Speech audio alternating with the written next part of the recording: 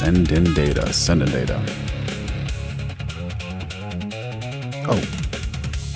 Oh. There we go. Absolutely wonderful. Brilliant. Incredible. How you doing? How's life going? Hopefully amazing, right? Absolutely brilliant.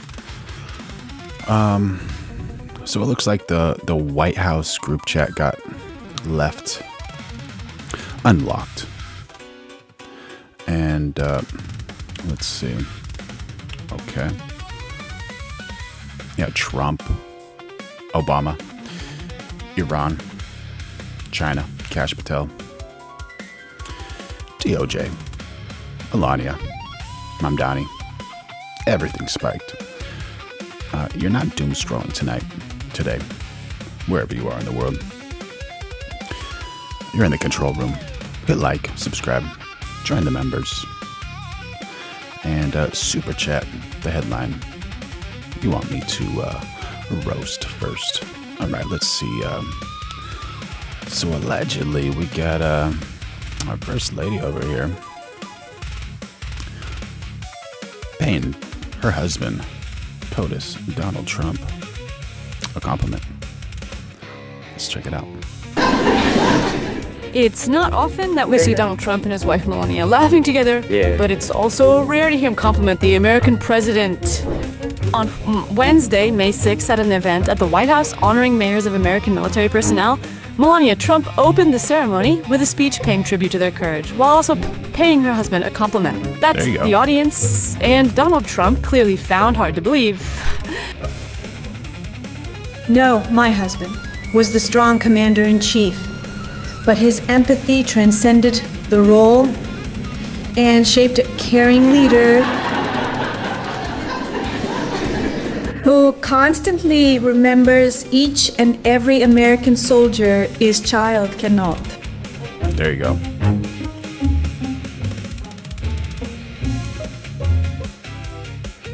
Wishing them the best, right? Absolutely. Just incredible. Oh my.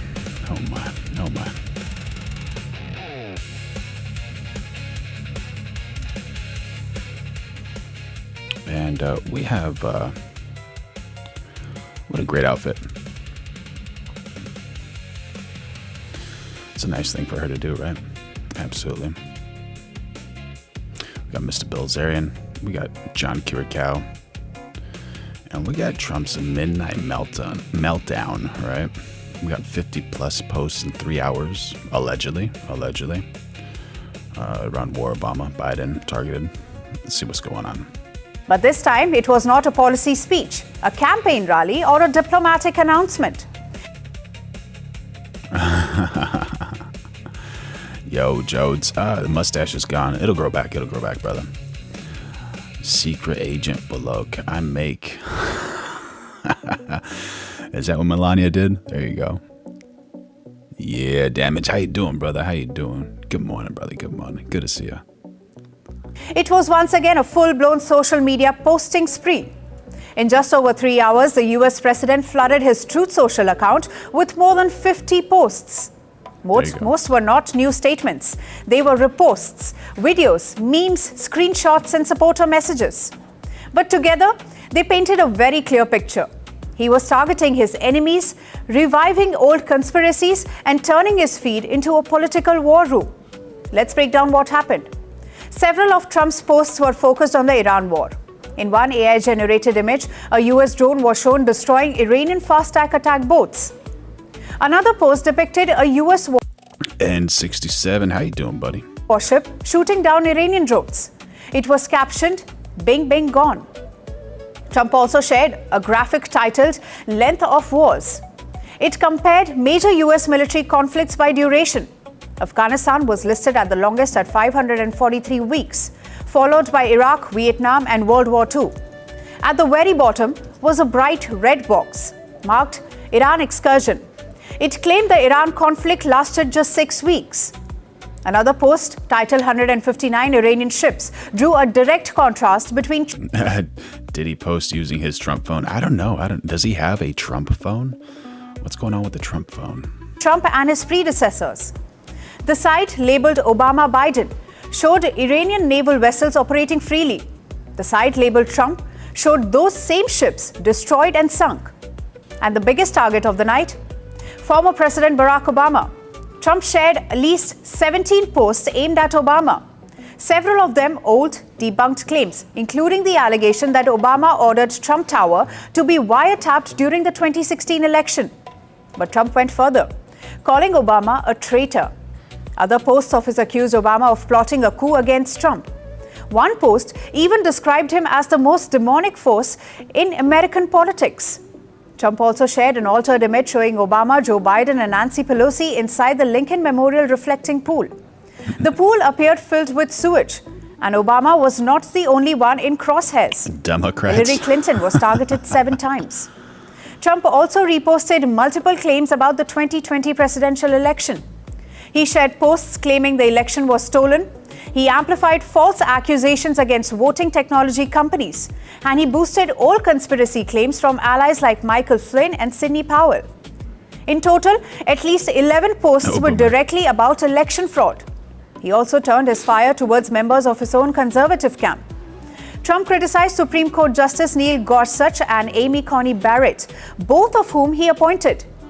He said they had hurt our country after recent legal discussions went against his policy agenda. Then there were the memes. Trump shared AI-generated images. Maybe that's her second job. You never know. She might be a call center person.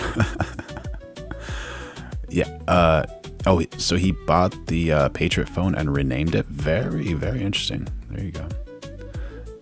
Yeah. Big raise. A ball card saying, still waiting on my Doge check. Where is that Doge check? Of himself. One showed his face on the $100 bill. Others mocked his rivals. All of this has raised questions related to Trump's fitness for office. He doesn't seem okay to me, and I know that sounds like a political shot. It seems like Trump's fit for office. What do you guys think? What do you think, chat? Is he fit for office or no? Not really. It seems like there's something wrong with the man. The middle of the night obsessive posts seemed crazy. At recent events, the president appeared tired or closed his eyes during public events. And this, the late-night posting pattern, is adding to a broader debate about presidential fitness. Trump's own supporters in the past have questioned his fitness. I think we have to truly question the mental stability of any president that threatens to wipe out an entire civilization. Now, in his defense on Monday, Trump said that he felt the same as he did 50 years ago. Trump, now the oldest person ever elected president, continues to insist he's in excellent shape. The White House has now announced that he will undergo a medical and dental exam later this month at Walter Reed National Military Medical Center. It will be his third such visit since returning to office. And as Donald Trump's late-night posts continue to dominate headlines, the questions are no longer just dominating the headlines. Isn't that what Trump's best at? You know, always just dominating the headlines. about what he is saying, but what his behavior may be. Yo, Danny Loesch, Guten Morgen, Deutschland. There you go, buddy. Welcome. Good to see you.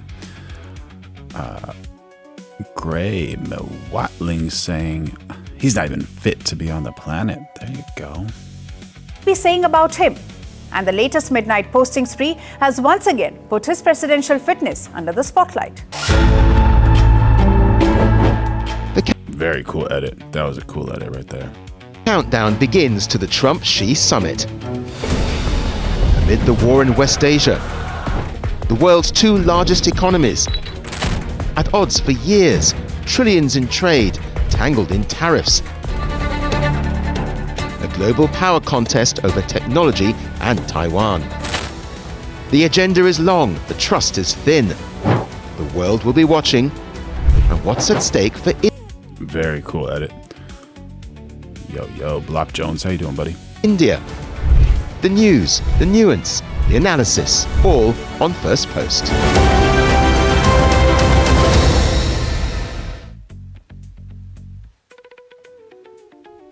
was really cool, especially this this intro part was really nice right after this one. There you go. There you go. Nice cut out and cut in. What do you think? Is he having a meltdown or no? Golden phones. What do you mean by golden phones?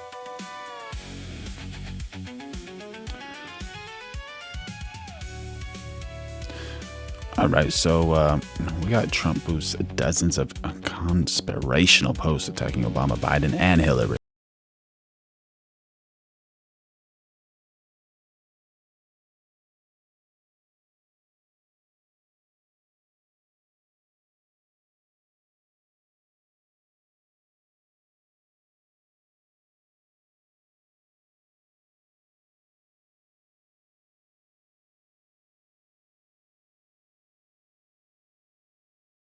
Trump's Truth Social account reshared more than 50 posts from right-wing accounts and supporters attacking.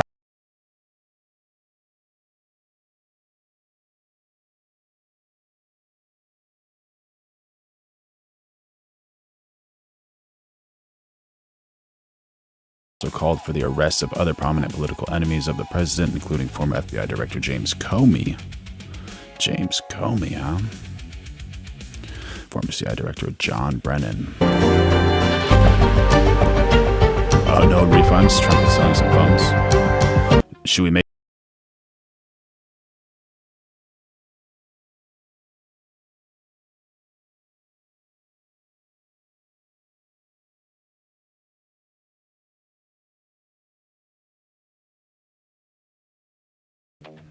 wild times for sure, bro.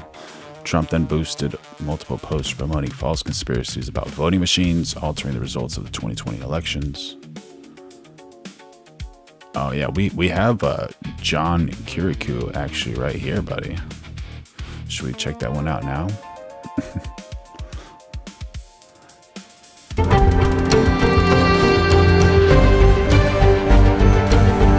That's right, Sarah Ustri says, Jesus loves you. Jesus loves you, that's right. We're going live every day of 2026, so make sure you like, subscribe, turn on those notifications, become a member, throw in a super chat if you want. He has a golden statue? Really?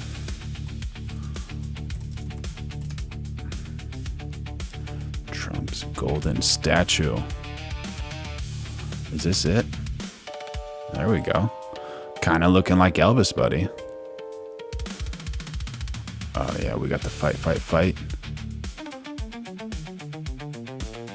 Is that the one you're talking about? Oh, there you go. John even says John Brennan is a piece of S. Hit. There you go, buddy. The real deal gold at Doral in Miami. Put there by Great American Patriots President DJT.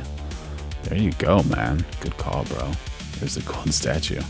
When was that erected? 5 hours ago.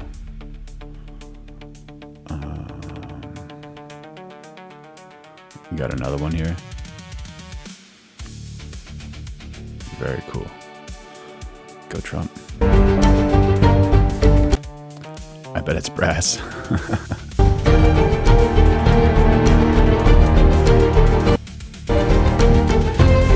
Trump also reshared a post from his former national security advisor and prominent 2020 election denier Michael Flynn, who wrote, "We had a fake president for 4 years."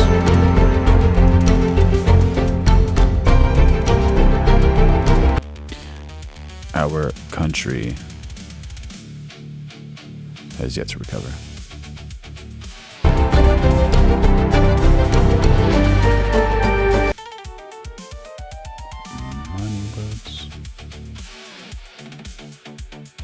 Oh, the Mouse 83 saying, "Yo, how you doing, Alex? Good to see you, brother."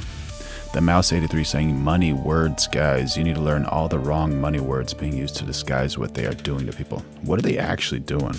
That's what we really want to know. That's the reason we're here. We want to know actually what are they doing over here. Good to see you, Alex.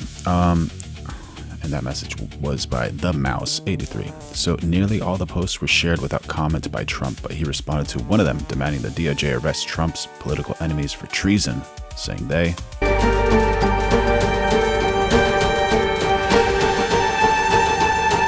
hard.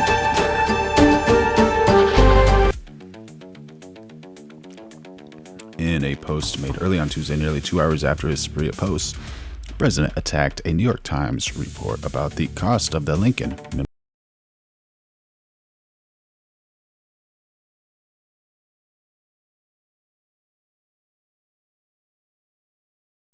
Earlier on Monday, the Times reported the Interior Department is now preparing to pay $13.1 million for the work, significantly higher than the $1.8 million Trump claimed earlier.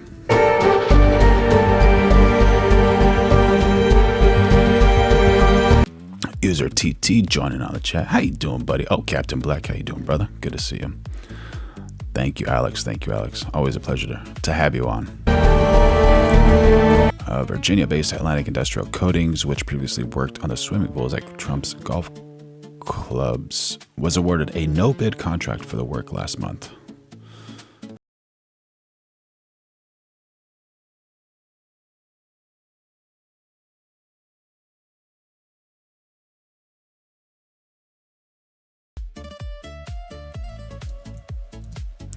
Although the Times report makes no mention of Trump's predecessors, the president accused the paper of trying to justify Obama and Biden's expensively botched attempts at fixing.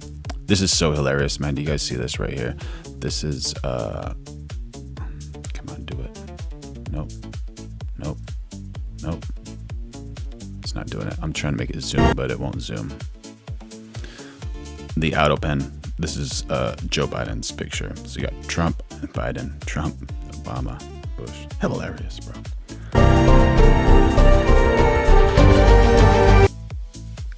Bosch fixing their long broken, unsightly, and unsanitary reflecting pool.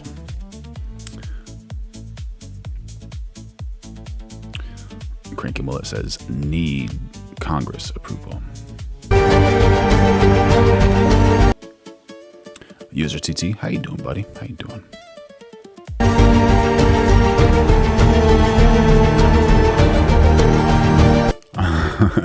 Josh Nicotine says, insane how Trump was allowed to write those plaques. Yeah, what do you guys think about that one? Trump also attacked the Times reporter who covered the story, saying this is not just a paint job. Low-life reporter David Farenthold of the New York Times so inaccurate and maliciously stated it's a deeply complicated work of smart and beautiful construction.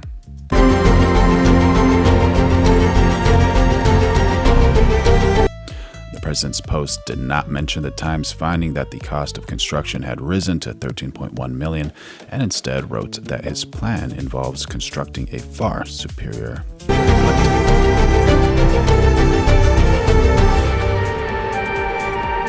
pool for $5 or $6 million that could be completed in 2 weeks rather than 4 years. 2 weeks rather than 4 years. There you go. Efficiency. Mr. Efficiency. Are they going to be able to swim in the pool?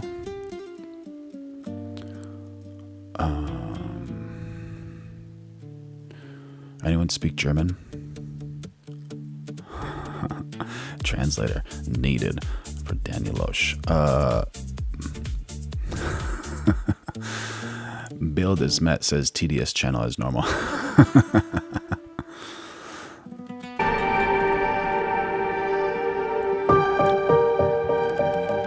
Your fee dollars at work. These improvements are being completed using your fee dollars. Thank you for your support. Speaking of, become a member. Throw in a super chat. We appreciate your support keeping this channel alive.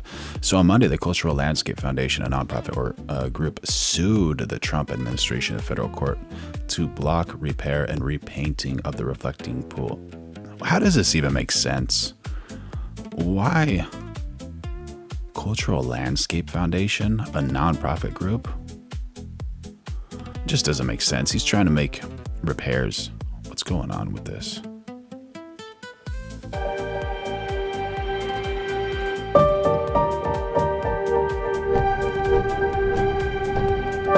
In the suit filed before the D.C. federal court, the plaintiffs argued that the repainting was blatantly unlawful and that the pool's floor dark gray is a deliberate design choice. There you go. There you go. We got Bill Desmet saying, host is stupid. Are you allowed to swim in pool? Duh. Oh, we got a lover in the chat. How you doing? Good to see you, Bill Desmet. What color haterade are you drinking?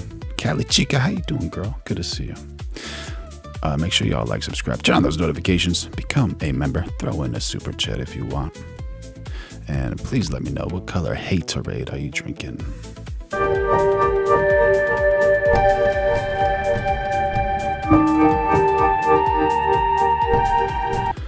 The filing notes that the dark-colored floor created the illusion of greater depth and a more profound reflection.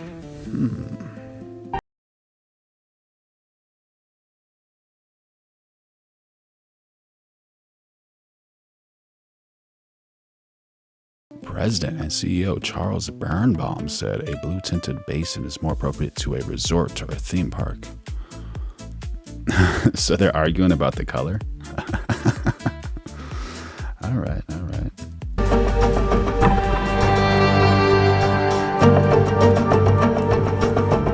The suit urges the court to block the repair work and restore the pool to its original color.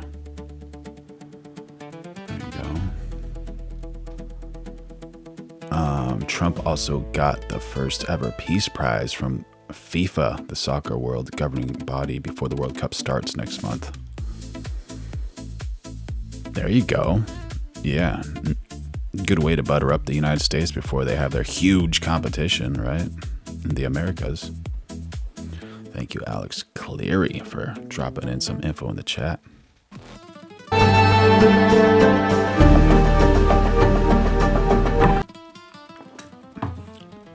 In another late night posting spree on Truth Social earlier this month, Trump shared a string of bizarre AI-generated images.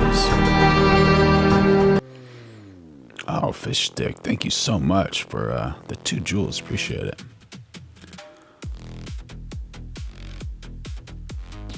Ada, how you doing? Good to see you. We got Fish Stick by saying everyone needs to learn how to lucid dream and astral project. It is your spiritual birthright, and all religions and elite collaborate to suppress our spiritual abilities. Love is a law. Do you all agree with that? Do you agree with that?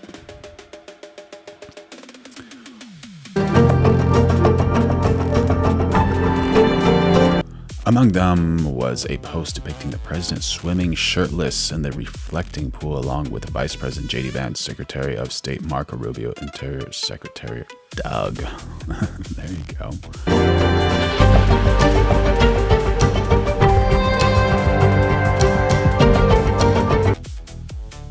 Bergham and an unidentified woman in a bikini.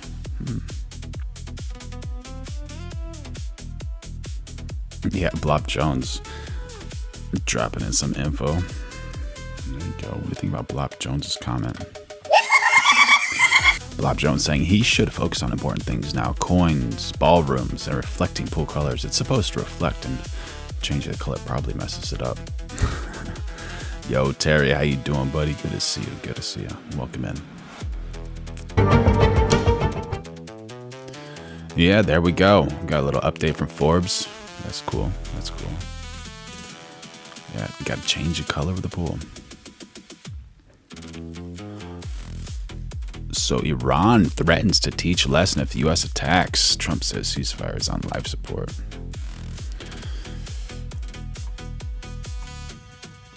Oh, man. Oh, man. So many updates.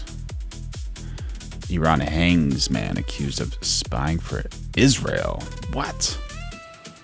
There you go. Iran on Wednesday hung a man found guilty of selling information to Israeli intelligence. The judiciary said the latest in a wave of extinguishments during the Mid-East war since the start of the conflict with Israel and the United States in February. Iran has ramped up extinguishments, particularly in cases involving alleged espionage or security-related charges.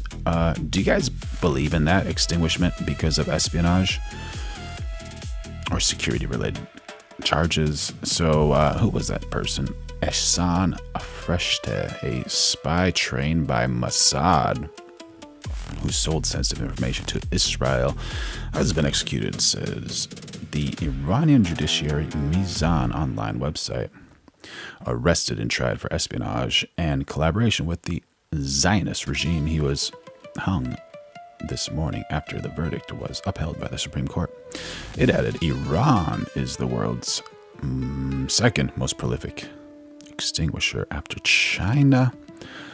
Oh. Can you have a septum piercing in China?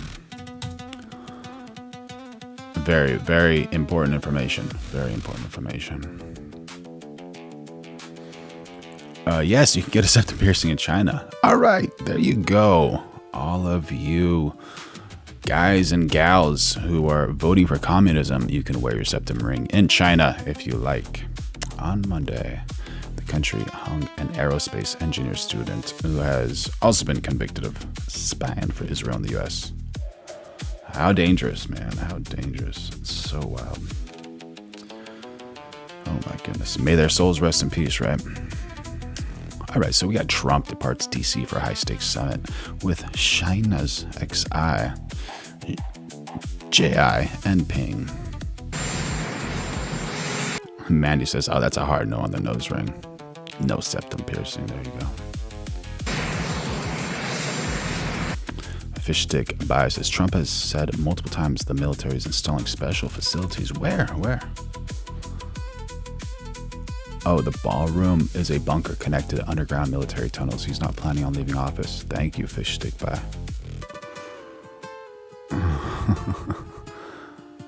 Yeah.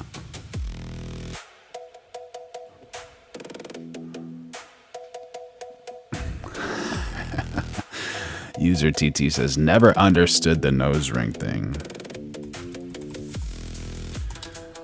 The origins, where did it come from? Where did it come from? Maybe from things like this. Or things like this. There you go. There you go.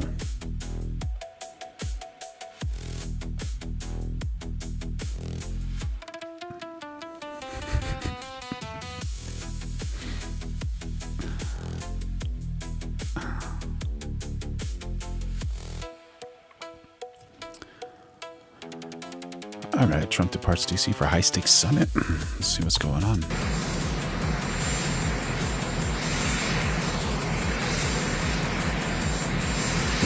Yeah, Mandy. Maduro was wearing the tracksuit, the same Nike tracksuit that...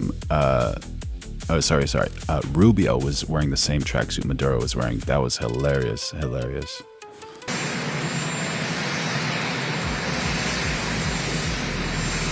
Let's see it. Rubio tracksuit Maduro, same.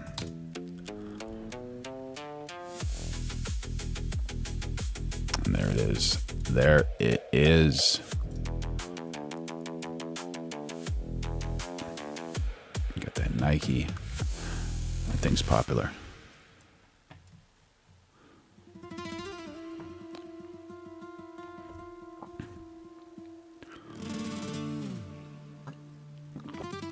Is Maduro wearing the whole suit, or is he just wearing like the top jacket part of it?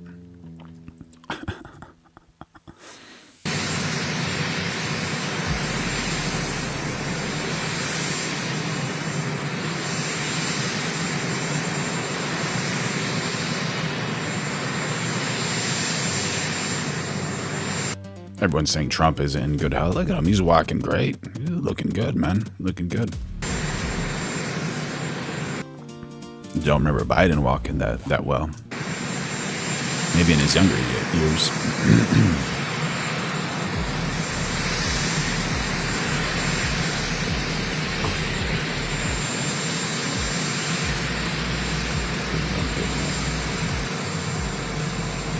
Who's this? Secret Service. All right, you got 1, 2, 3.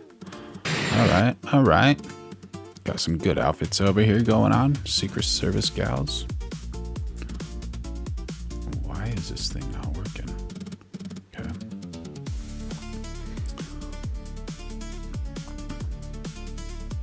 Yeah, he's walking well. Come on. What are you guys talking about? We're going live every day of 2026. So make sure you like, subscribe, turn on those notifications, throw in a super chat. Become a member. help keep this channel alive. Oh, we got the red carpet steps. There we go. Beautiful. Nice and that way. Cheers. Thumbs up. Here's POTUS.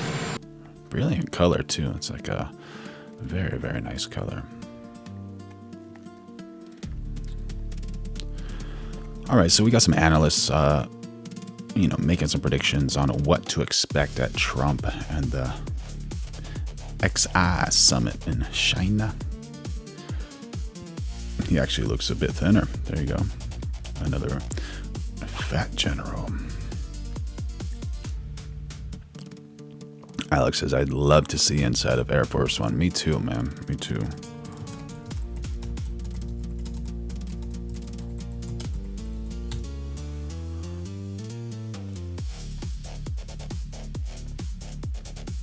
And there we go. We got a little bit of a picture here.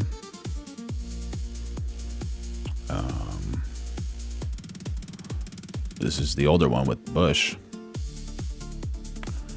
Is that Obama? Yeah, we got Obama in that one. We got this one, an older one, Richard Nixon. Here we go, recent POTUS. Gulf of America. There we go, we got that in the background. Do you guys think it's going to be the Strait of Trump or Trump Strait? Get another one. Oh, we got a smiling Obama.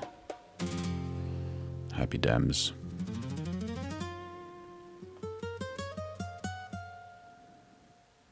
There we go. Trump and Beijing have a shared interest in not seeing the conflict in Iran escalate or... Thank you, Fish Stick. Appreciate it, brother. Oi, oi, saying, come on, man. Biden was so healthy. He fell up the stairs. Mandy says they have already dropped the security cars off in China, but already the limo and armed cars. Yeah. Republic cannot. Republic can't.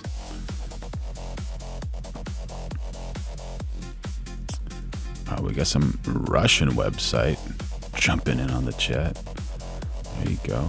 Twitch and Kick have bots. Not a fan of those.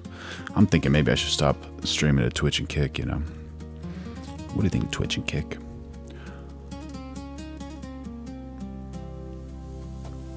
or expand. I think for both countries, they would like the war to end yesterday if possible. It is not serving either country's interest. Nixon. Let's see. What party was Nixon? Is he a Dem? National Republican Party. Republican. Said, I don't think that Beijing feels particularly anxious about events. The longer that the war drags on, in some respects, the more that it benefits China. It keeps the United States distracted away from China's periphery. It leads to further depletion of American munitions and other military resources. And it increases demand for clean energy products, of which China is the world's dominant supplier. Even though I think Beijing abhors the instability and the reduction in global... What happened to the hater in the chat? The hater in the chat never said what color Haterade he was drinking, or she, or they were drinking. ...demand for its export that the war is creating.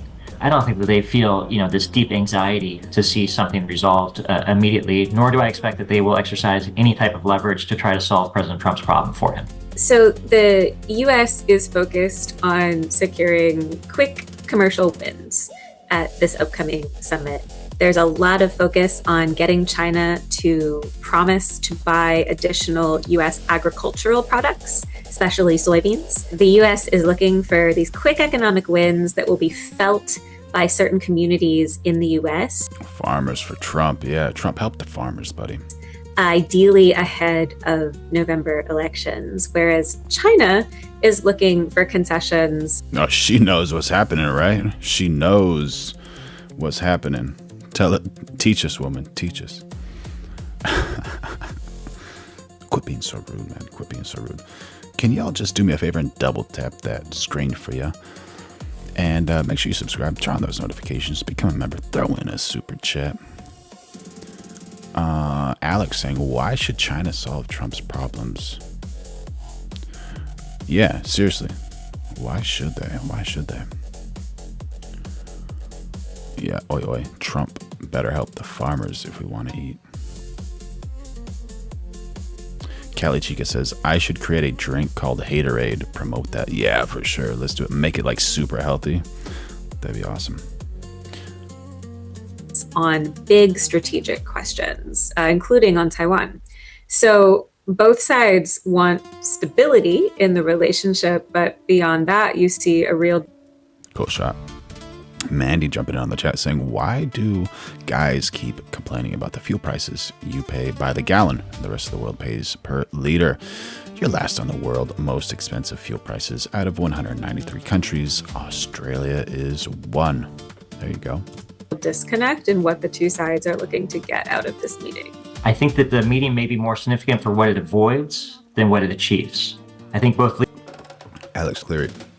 Oh, that's to add like super chats. So if you want to like donate to the channel, then yeah, you help us reach the goal, and people can donate whatever they're comfortable donating, and it just helps keep this channel alive.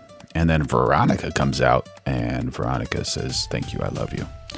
And she's the best ever. Fish stick, thank you, buddy, appreciate it. Mythicalism, love from Tel Aviv. Me and my IDF buddies watch your live streams together. Oh, cool, thank you. Hopefully y'all can find peace over there. That'd be amazing. How close is everyone to peace over there? Absolutely, Alex. Leaders are very committed to trying to prevent a breakdown in the truce that the two leaders have set. They want to avoid escalation and a return to sort of... Yeah, Andres, how you doing, buddy? Tit-for-tat measures and countermeasures against each other that are mutually harmful. They each, for their own reasons, want to buy time to build insulation against each other. And there you go. Yeah. All right. So, is this? Yeah. So we have Kash Patel clashing with Van Hollen about drinking allegations.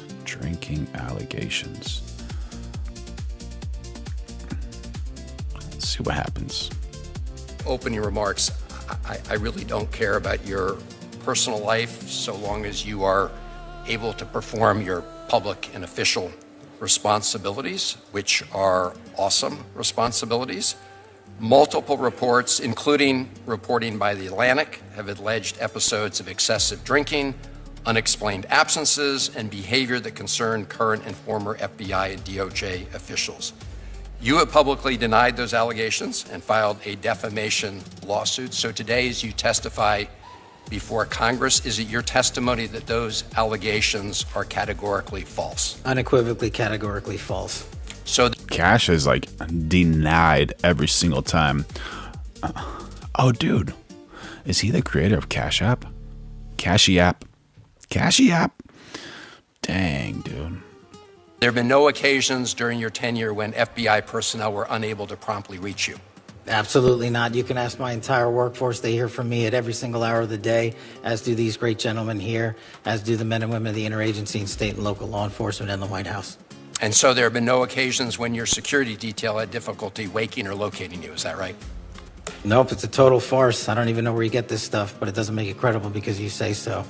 I'm not saying it, Director Patel.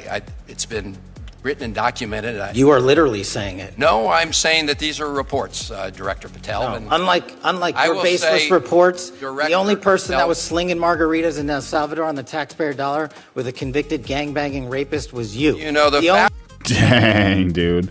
Just dropping it, just throwing it back at him, bro. Just not having any of that. Not happy with those statements, right? What do you guys think? Would it be fun to go drinking with Kash Patel? Does he have a drinking problem? What's that song? People say I got a drinking problem. That's a good one. Country music. W's in the chat for country music, or not really? We got Damage Loving Patel. There you go, bro. There you go. The only person that ran up a $7,000 bar tab in Washington, D.C. at the lobby bar was you. Dude, Cash, take it easy on Van Hollen. Van Hollen just wants to grab some drinks with you, bro. He's teasing you right now, bro. What is Kash Patel's background? Drinking.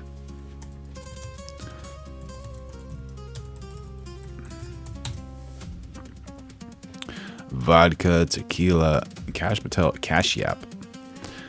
Pramod Vinod Patel was born February 25th, 1980 in Garden City, New York, 9th director of the FBI. He is first Asian American to hold the position and a Republican with close ties to POTUS Donald Trump. Patel's parents are Gujarati Indian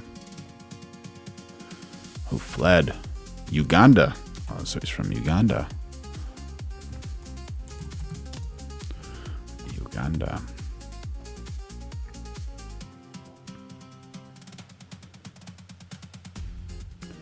And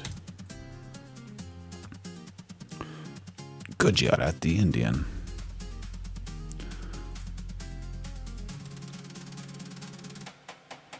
Dem City.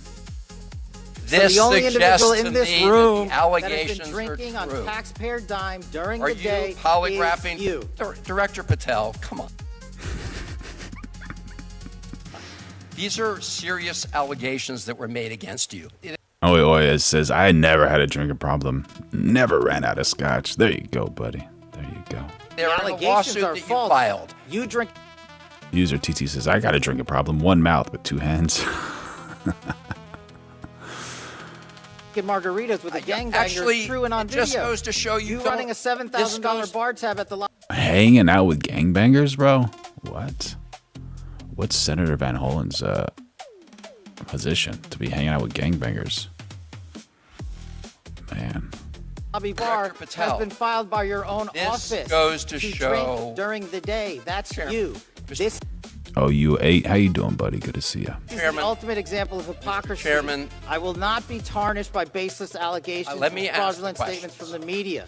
The fact that you mentioned that indicates you don't know what you are talking about. Now, here, Director The only thing I know is you're the one drinking margaritas with felons. Actually, that's a false statement, and I'm asking you about your statements. I've answered that. And I'm asking you about a particular report. And It's not a your report. testimony is. So let me ask you this. Are you willing to take the test, it's called the audit test, that members of our active duty military and others take to determine whether they have a drinking problem? I'll take any test you're willing to take. I will take it, Director Patel. I'll take it. Any test you're willing to take after a few drinks, or don't need any drinks? Take it. You ready to take it? Let's go. Yes or no? Let's go. Side I'll by take it. side. Side by take side. All right. I think that the fact that you're so have you ordered polygraph tests of members of your team to determine Yeah, shaken, not stirred. how that story came about?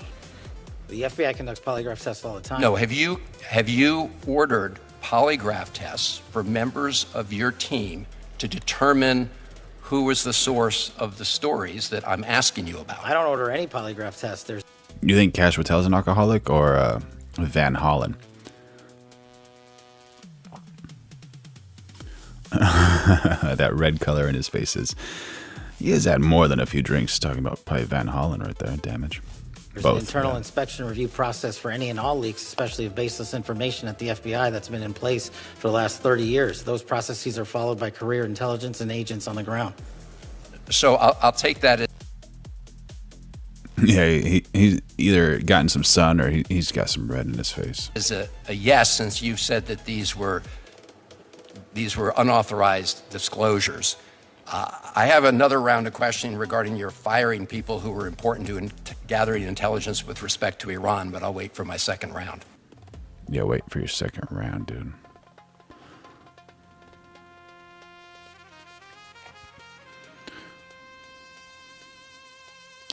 Trump on the Strait of Hormuz. This is a recap.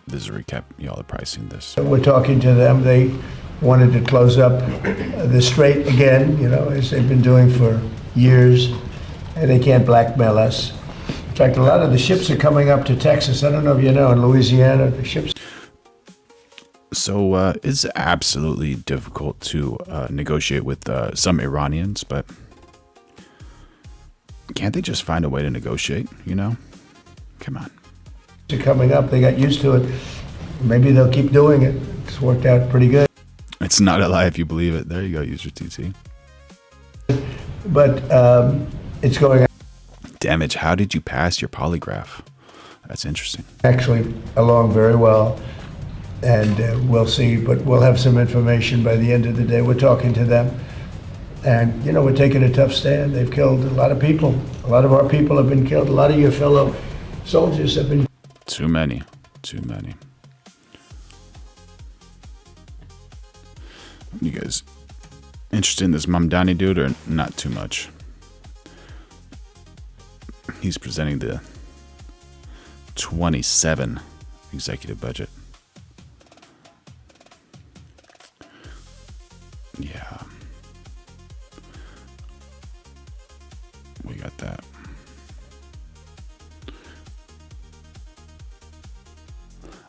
I have one vertical and I have one horizontal stream, but it's all at one channel.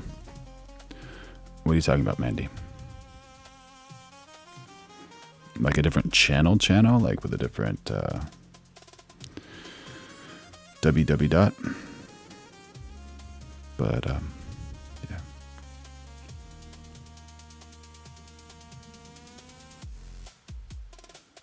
Yeah, Terry, for sure. Who cares about like how much they drink? It's like, how good are they at their job, right? I think that's what's more important. We're going live every day of 2026, so make sure you like, subscribe, turn on those notifications, become a member, throw in a super chat if you want. So finally, I know we talked a couple months ago. Yeah, I had a pretty good chat there. Yeah. I was surprised. What stood out to me was that it seemed like you wanted to talk about the Jewish question.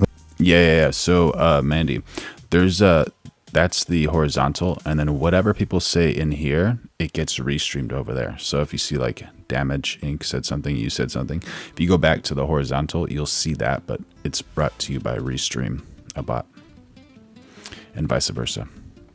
A bit more than Nick, which... Yeah, that was interesting. Actually, I got a thing. I haven't really seen anyone double down on it, except for maybe Fishback. But did he really, though? No, that didn't work. You want to just start rolling? Might as well. Might get some shit. So... I'm going to bring this in closer to you, okay? Okay. There you go. Yeah, so... Do you feel like Fishback is authentic? That's a good question. I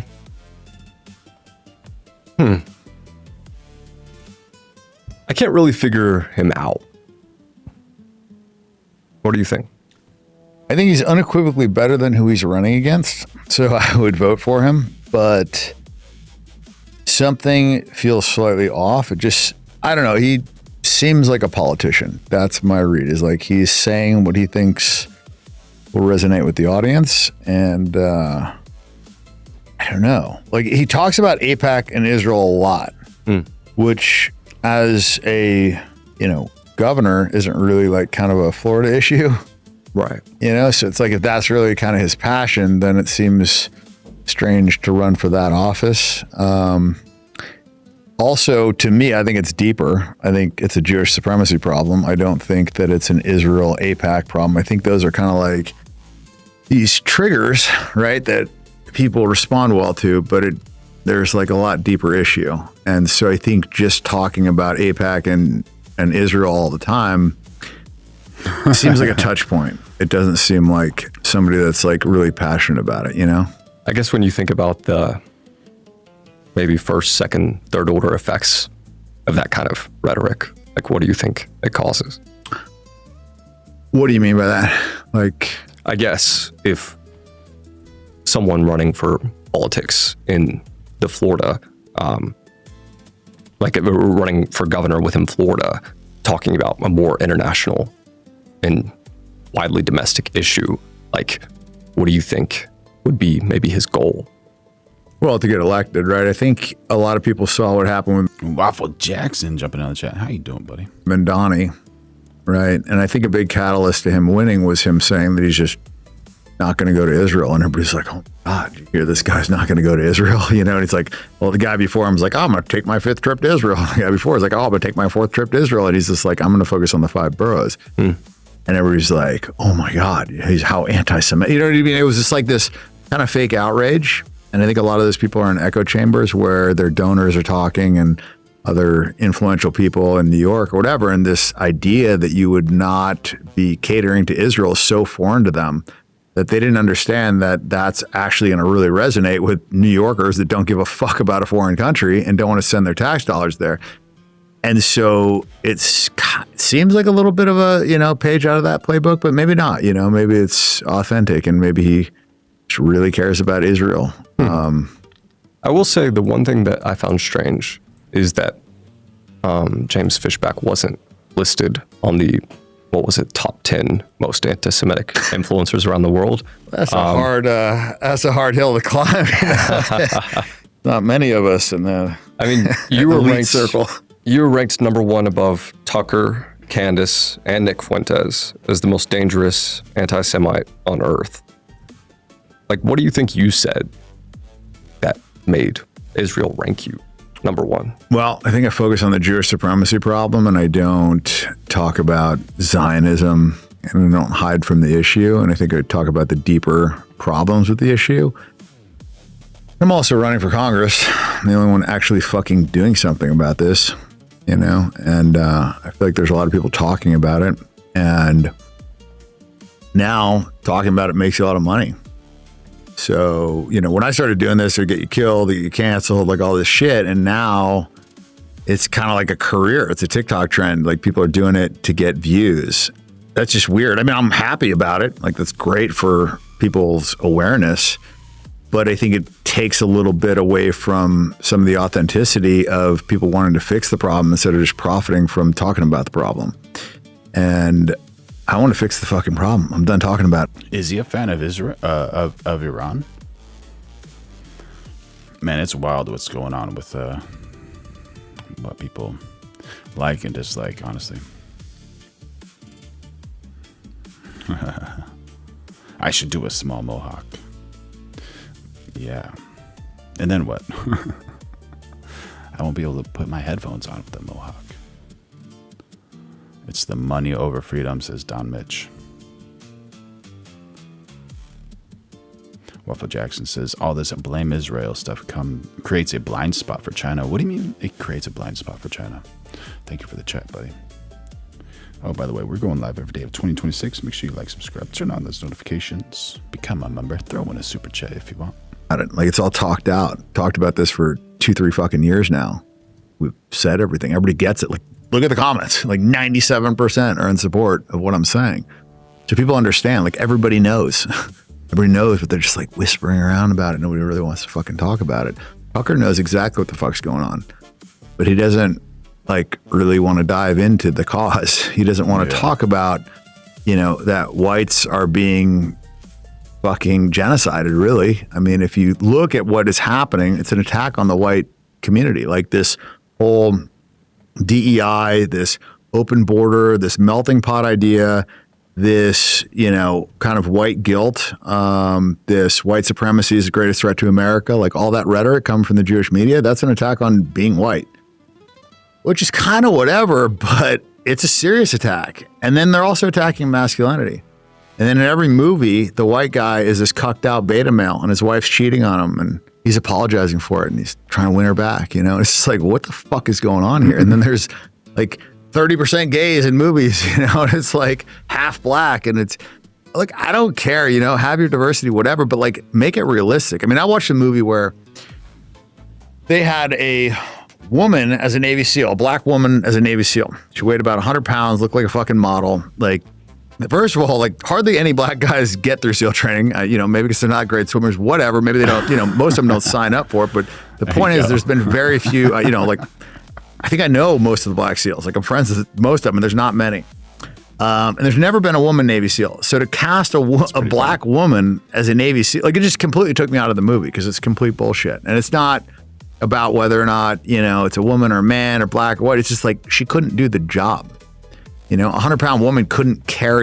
What is Tommy March? carry out somebody if they got shot. Like, she's combat ineffective. She couldn't even carry the loadout. Like a typical Navy SEAL carries an 80-pound loadout. That's like her whole fucking body weight. So it's just ridiculous. But they don't care, you know? And I can't even watch movies anymore. There's just like so much propaganda baked into them that they make it unwatchable. And so, yeah, I'm upset about that, you know? And I'm upset that we can't talk about these things. And I'm upset that Jews are in a victim category when they are the most privileged class in the entire world. So, you know, let's talk about that. Let's talk about like what's actually fucking going on instead of like skirting all these issues and talking about Zionism or whatever, because Jews were attacking Christians long before Israel's inception. The Bolshevik genocide, that was before Israel. That was Jews killing Christians in like record numbers, you know, 30 to 60 million of them. They destroyed almost all the Christian churches in an 80-something% Christian Russian country. So, and that's not disputed. You look on Chat GPT and it'll tell you, you know, they're only like 5 or 10%. But then you look at like real sources, like Putin said it was 84%. Alexander. Yeah, that's so wild how the movies just kind of, they used to be good. Movies used to be really, really good. Solzhenitsyn said it was like massively overrepresented Jewish. Hitler said it. You want to throw out him, fine. But how about Churchill? He wrote Zionism versus Bolshevism, Struggle for the Jewish Soul. And he talks about there very distinctly that the Bolshevik movement was massively disproportionately led by Jews. And that was a Jewish movement. And what did they do? They made it illegal to be Christian and illegal to criticize Jews. I guess like when you look at right now, what's the biggest lie being told in 2026? Hey, quick question. How many different AI tools are you using right now? Customers and your business AI 2026? Oh man, we're being told so many lies. The biggest lie. I mean, like I said, where do you start? How do you define big, right? I mean, like, true. You know, everything that they told us about why we started this Iran war is a lie. Like, it wasn't about, you know, nuclear weapons. They had a fought one 2004 saying they would never have nuclear weapons. They killed the guy that agreed to never have nuclear weapons. They killed the negotiator that agreed to sign in that they would never have nuclear weapons. They allowed all the inspections. They had the JCPOA. Like, there was no threat of them creating a nuclear weapon. They were not enriching uranium. It was all lies. And we heard these same lies for 35 years.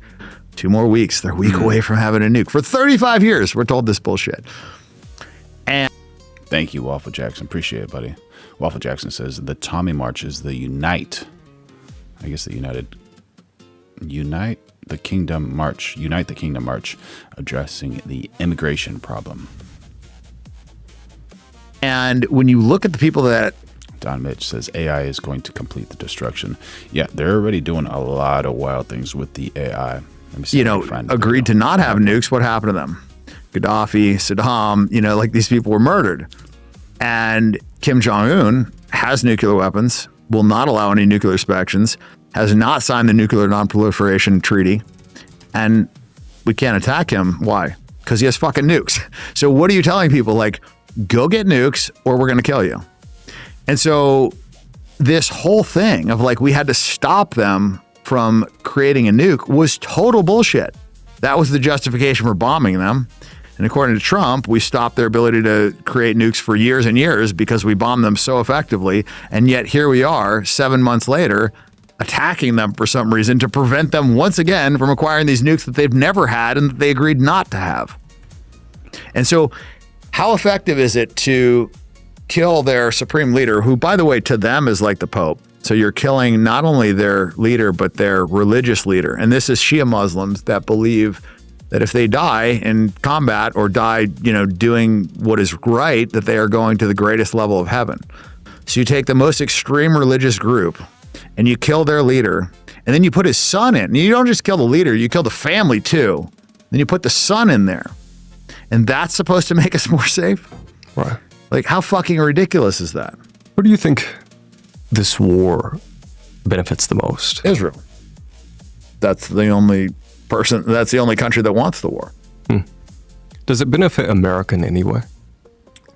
It's absolutely horrendous for us. It's horrendous for the GCC. I mean, it's horrendous for our allies. It's just like, it's bad for everyone.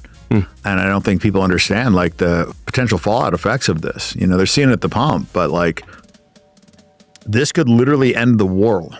Like it could literally end the world. I mean, if Israel decides to fire some of their illegally acquired nukes that they're not supposed to have, that they don't allow nuclear inspections, you know, then Russia's going to retaliate. You know, North Korea said they might retaliate. You know, China. Who knows? I mean, it just brings everybody in, and and for what?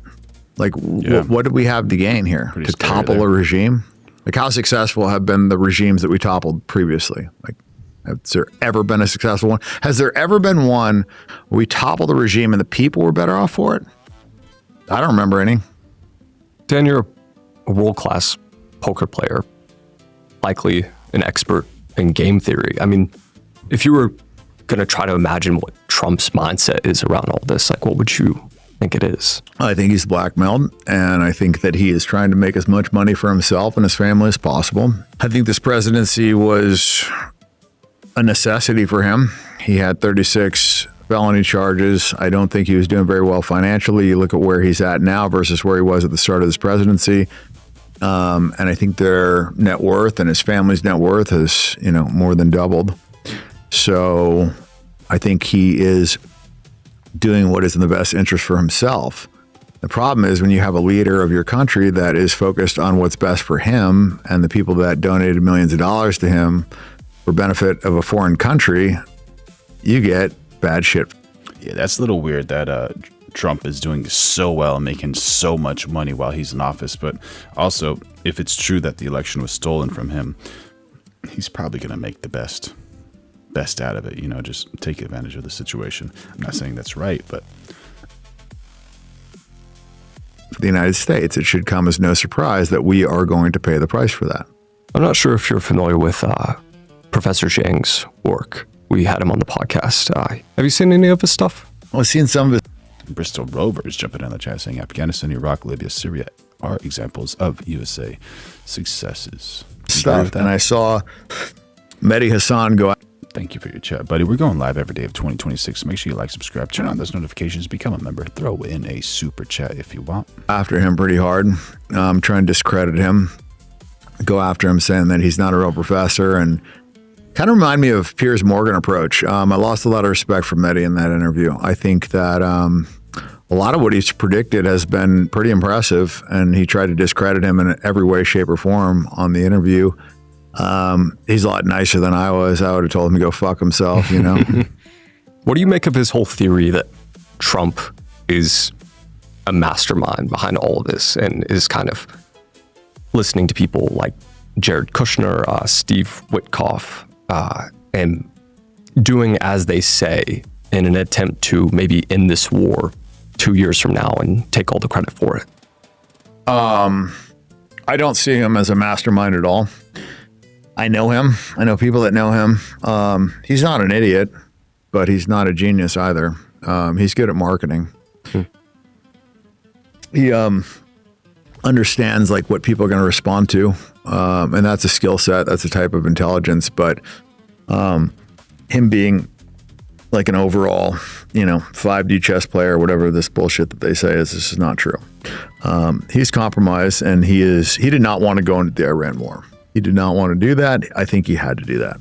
And if you look at his historical tweets, I mean, he talks shit about people for, potentially doing that or thinking about doing that. Word for word. And it's funny because he's doing all the things, he took money from the Adelsons, and he had, said previous tweets about how, if people take money from them, it's corruption and whatever. So he's doing all the things that There you go. And he just brought up Piers. So let's see what Piers has to say about I've asked repeatedly, is nice little moment for a segue. Israeli guests, pro-Israeli guests. Why is it that as we talk about Iran not being allowed to have a nuclear weapon, why is it that Israel is consistently allowed and given a pass? He just mentioned that too, which is very wild. To never say whether it has a nuclear weapon or not. I know the answer to that question. It's illegal for America to give aid to Israel if they're. That's wild, right? Nuclear weapon state that has not signed the non-proliferation treaty. So they lie and they give the strategic ambiguity and pretend they don't know that Israel is a nuclear weapon state. That way.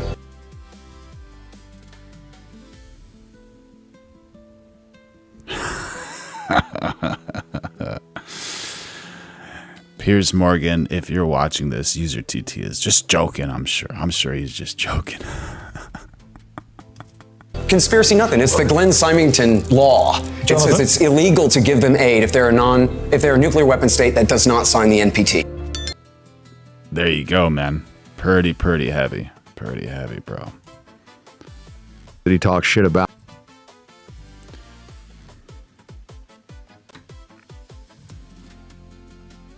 So, yeah, it would be illegal for the United States to give Israel money if they, yeah,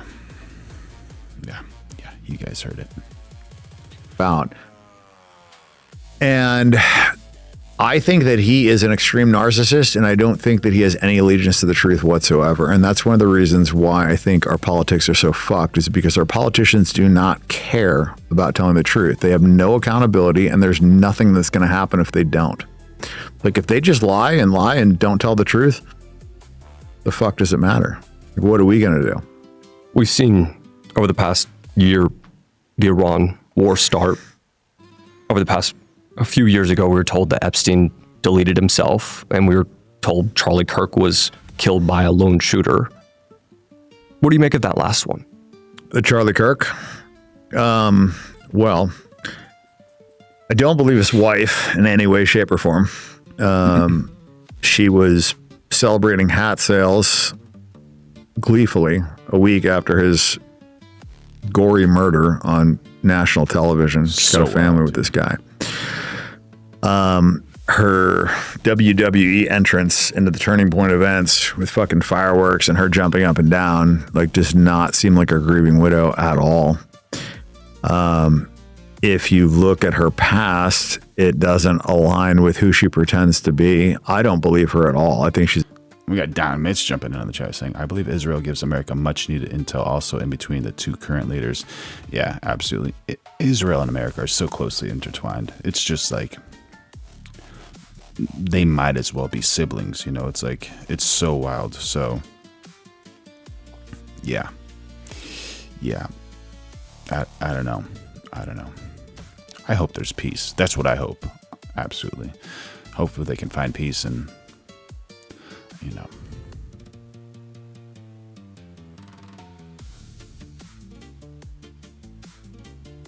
She's a total piece of shit. Have you met her?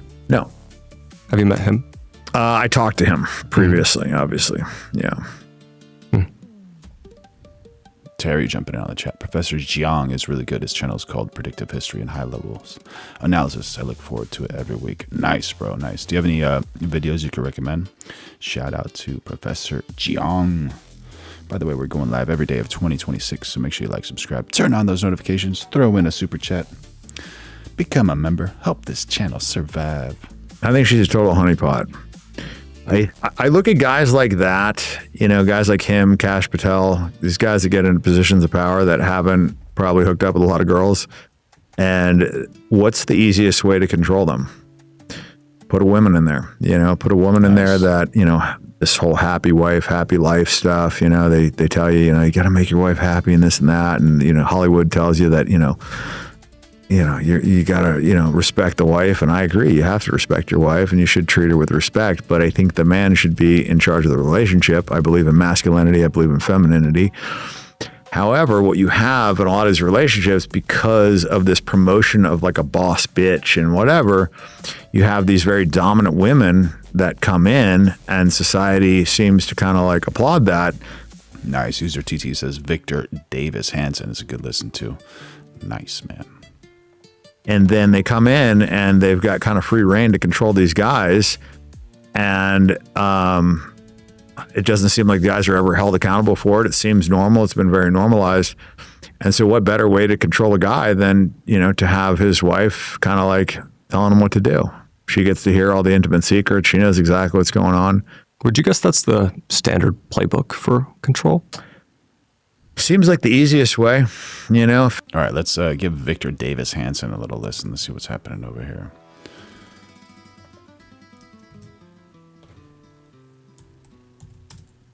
And we have somewhere between 10 to 12 million illegal entries. We don't know if the entry is equivalent to a person, but it was probably 8 to 10 million people. And the Yale study of 2019, 6 years ago, said all of the estimates are wrong, and there's more likely 21 million people. Let's say average another 3 or 4 million, 25, plus we probably have 35. We know we have 53 million foreign born. So it wouldn't be unusual to have 35 million of them here illegally. When you have people who have never had the American experience and they don't know anything about your culture, your language, and you decide to let in millions in one big fell swoop, then you better have a Marshall Plan for civic education.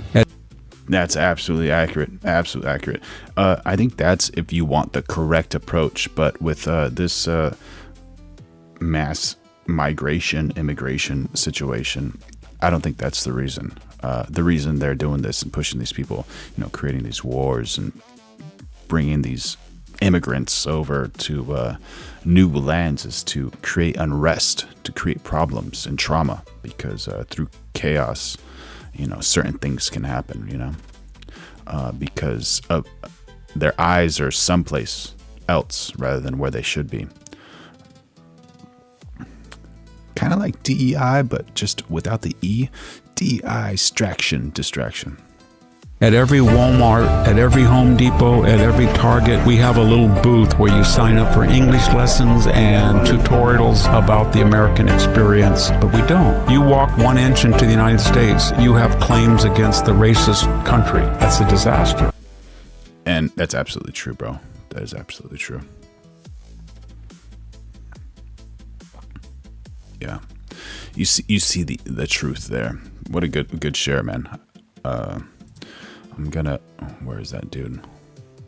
Give that dude a subscription. This guy. Beautiful picture. That is Victor Davis Hanson. I can share his thing here. Maybe. Bam. We like to support other channels too, man. We support everybody. We're trying to develop the best community over here, so thank you. And we're also trying to get some pictures of this type of stuff, because this makes us very happy. Dems are allowed to be in here. Conservatives are allowed to be in here. Everyone's allowed to be in here. We're all friendly. Finger on the pulse. I mean, I'd rather have, a wife planted in with somebody, living with them, spending every minute with them, than I would tapping their phone. You're going to find out a lot. People usually confide. Yeah, Wonder Bucket says if they make a movie about Victor David Hanson, they should get John Malkovich to play him. They look and sound so similar. Yeah, John Malkovich. Funny dude. Funny dude. Weird, quirky actor, man. The Mouse 83 says migratory erasure. That sounds about accurate. Jared B saying is to incite conflict. Yeah, unfortunately, that's what these bastardos are doing. For sure. But you know one thing, the Lord knows, the Lord sees. Yeah, we got a Discord.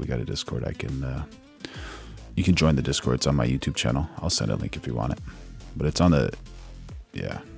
And if you want, you can add some videos there and do all those types of things. And yeah, get involved with the community, making the best community ever on the internet. And their wife, people usually, if you're going to marry a girl, you probably love her, trust her. Most people wouldn't marry somebody they don't trust or love or whatever. So if I would want to control somebody, you've got blackmail, and then you've got, putting a kind of a handler in there, and what better handler than a wife? Sometimes it's a manager for a, fun buddy, musician or whatever, but the wife would probably be, especially if the guy wasn't a super dominant guy and hadn't had a lot of experience with women and felt like he was kind of dating out of his league and he didn't want to lose this one and whatever, that woman would probably have a massively disproportionate amount of control. You tweeted hours after Charlie Kirk was killed last September, Charlie Kirk figured it out. Rest in peace. What did he figure out? You. Well, I think that was posted with a video of him talking about the NGOs pushing open borders that were massively disproportionately funded by Jews, like George Soros and Zuckerberg and people like that are really pushing for this open border melting pot idea. And he also talked about, well, obviously in the text messages, he talked about supporting Israel. And I figured that was coming because Charlie Kirk liked the open debates and he liked showing up, and it's really hard to defend Israel. It's a very hard defense. I mean, really all you have is like, you can point to some of the Old Testament stuff and say that, he wasn't really talking about, Abraham. He was talking about, the country of Israel today with Netanyahu running it. You know what I mean? Like, it's just such a stretch. And now that the Talmud has been translated and everybody can read it, the passages are out there, it's really damning. And it's also hard to defend a religion that says that your Lord and Savior is burning in hell and human shit. Or I guess there's an argument in there, not all the Talmudic rabbis say that. There's an argument. Some say that he's burning in semen and some say that he's burning in shit. Oh my God. But net effect is he's in hell burning in something bad. And that his mother was a whore, Virgin Mary. So I find it difficult as a Christian to kind of like wrap your head around how you and also those are the people that killed Christ as well. And I believe the covenant was broken in the New Testament. So arguing that we should just send our tax dollars over there to fund a foreign country to help kill a bunch of Palestinians, because he also knew that too. He talked about that, how there was a stand down order, how Israel is like the size of New Jersey. It's like the most heavily surveilled. There's snipers everywhere. Like there's no way that this happened without them knowing and taking 6 hours to respond. And then when they did respond, killing their own citizens. Like, if you understand what's going on, it's like, it's literally indefensible. I mean, you could defend it against an idiot that doesn't know, but you're not going to be able to defend it against somebody that's like actually done the research. Like I would have smoked him in a debate, smoked him. He wouldn't have had a prayer. And I'm not like a geopolitical guy, I don't like go to colleges and do debates all the time, but I would have wrecked him. And I think he recognized that he was going to lose his base if he continued with this. And that's why a lot of people flipped on it, Piers Morgan even flipped. It's just, they know it's a losing battle. And if they lose their base, it doesn't matter if the network likes them. If they don't have an audience, then they're fucking irrelevant and they're out of a job. So there's a self-preservation mechanism that kicks in there. And that's what happened with Piers. It's not like he had some like moral alignment with the truth. He just realized that he was going to lose his base and then he's going to be out of a fucking job. And whether or not he pleased, the people that owned his studio or not, like they weren't going to keep him around if nobody's listening to him. So Charlie was going to get there. I mean, he said it in the text. And so what better time to kill somebody than before they change their mind? I mean, like, imagine if he came out and said, we got Jared B jumping down the chat saying Dan's got his own big issues. What are those issues? Would like to hear about those.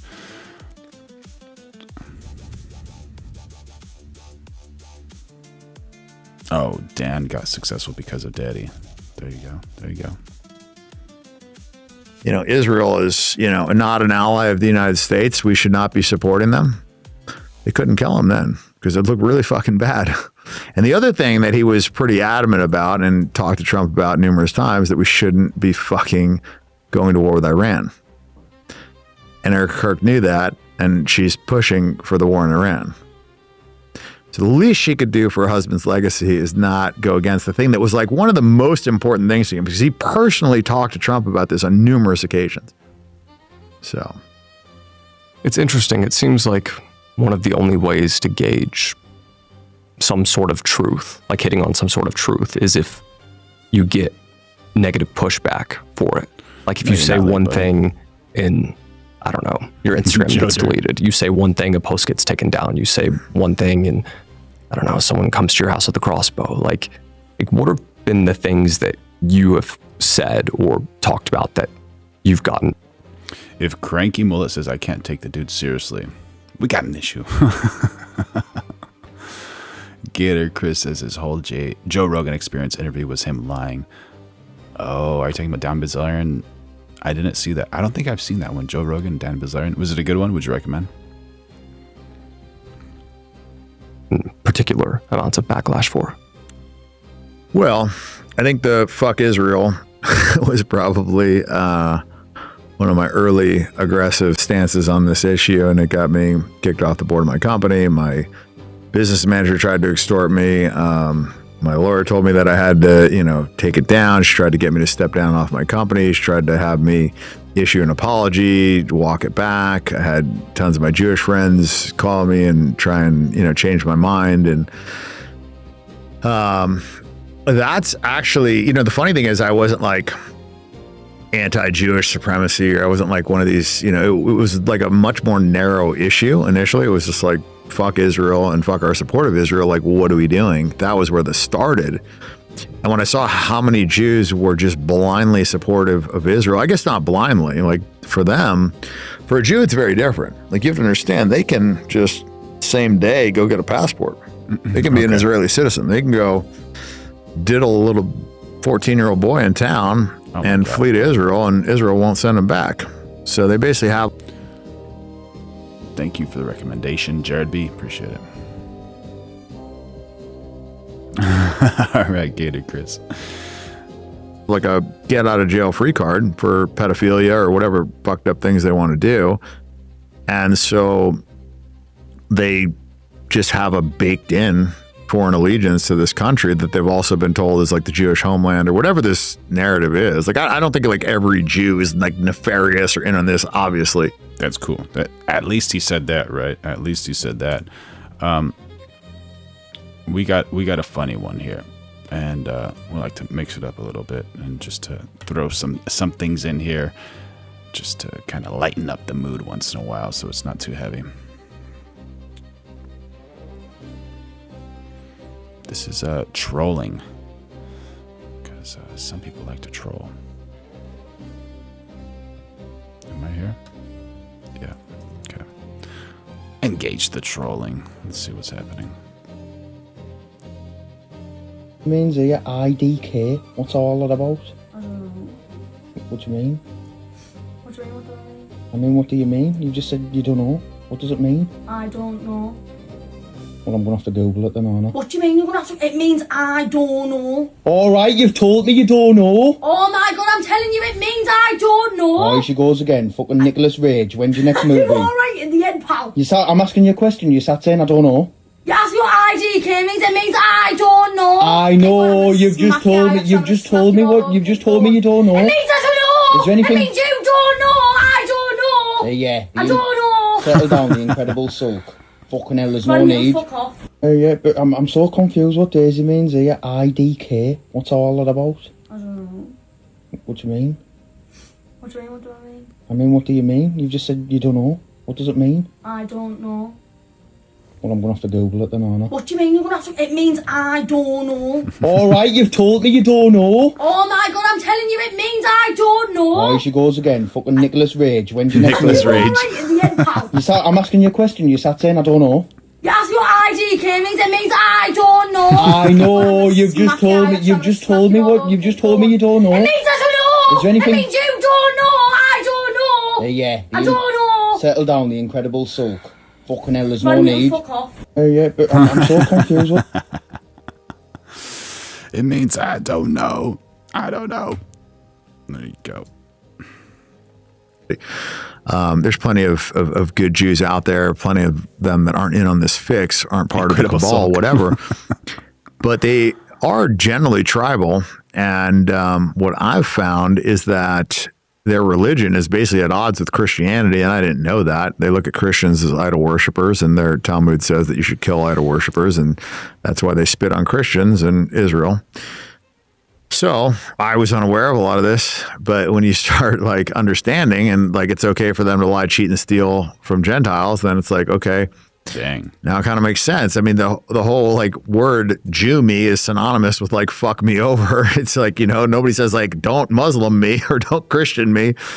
And so I don't think that's an accident.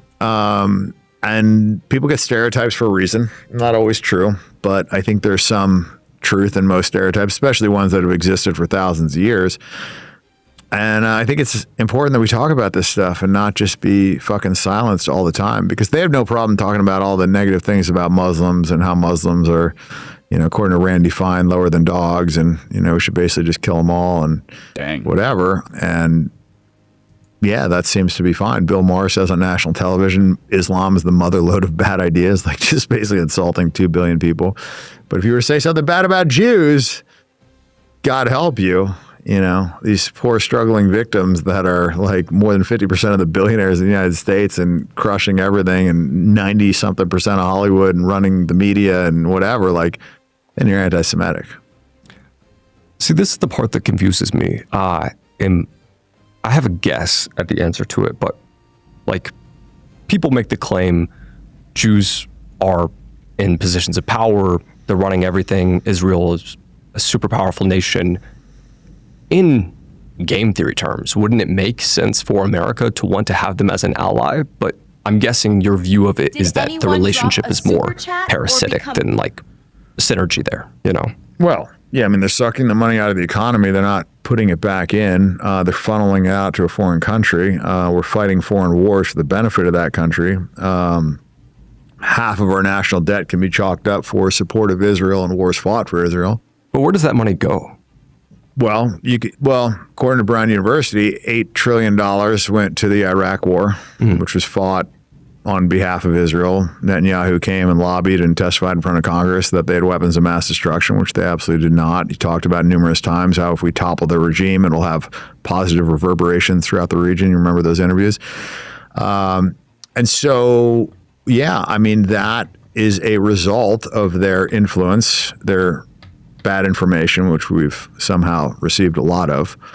And so, yeah, when you can chalk up half of your national debt, $20 trillion, because you have to add the compounding interest. None of the money that we gave them, we had just sitting around. That was all money that we borrowed. We've been in debt for a long time. And so, yeah, and you have to add the compounding interest to that $8 trillion that's now flushed down the toilet with no benefit. And yeah, I would say that they are not our greatest ally. Now, like you said, while most people are just talking about these kinds of issues now, and you've even noted that some people talk about it as a trend or to simply make money. Last month you tweeted, quote, "I'm going to run against fat fuck Ray."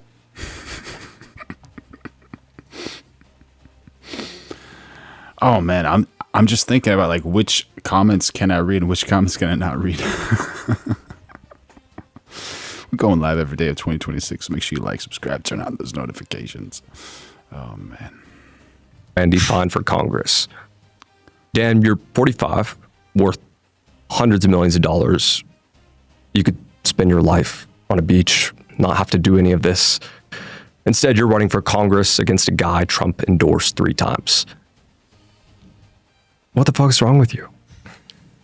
Well, I've been blessed, man. I've gotten everything I ever wanted, beyond measure. So I don't know. I think what I came to realize is that hedonism didn't really give me long-term happiness. It was short pleasure spikes, which were fun. I will not tell you that they weren't. But it's fleeting, kind of like, example I always give is if I gave you heroin right now, you'd feel good. Feel great, but that wouldn't be the answer, that's not a positive thing. That's how I look at hedonism and pleasure seeking. It will be fun. You will have a good time fucking hot girls and driving fast cars and doing all that shit. But eventually you get bored of it. And that's what I found is that the things that made me happiest was helping other people, hanging out with my friends, doing more stuff that, the funny thing is didn't really cost much money. And they always told me that as a kid. And I was like, yeah, whatever, dude. Fuck you. Give me the money. But I don't know, man. I really think that our country is at a crossroads right now. I think if we don't take back control of this thing, I think we are fucked. But that's very true. Like a lot of people are just so driven by the money thing. You know, like I need a lot of money. I need to be successful. I need to get the cars. I need to get the girls, all that type of stuff. And then once they get them, they're like, you know what? That's not really making me happy. Not at all. You know, when I could be doing so much more with my life, even though that's pretty fun, I guess, for a little bit. But it's almost like a shallow situation, right? Fun nonetheless, but very shallow. Allegedly. We've got Veronica's friend. I don't know if it's going to work, but let's see.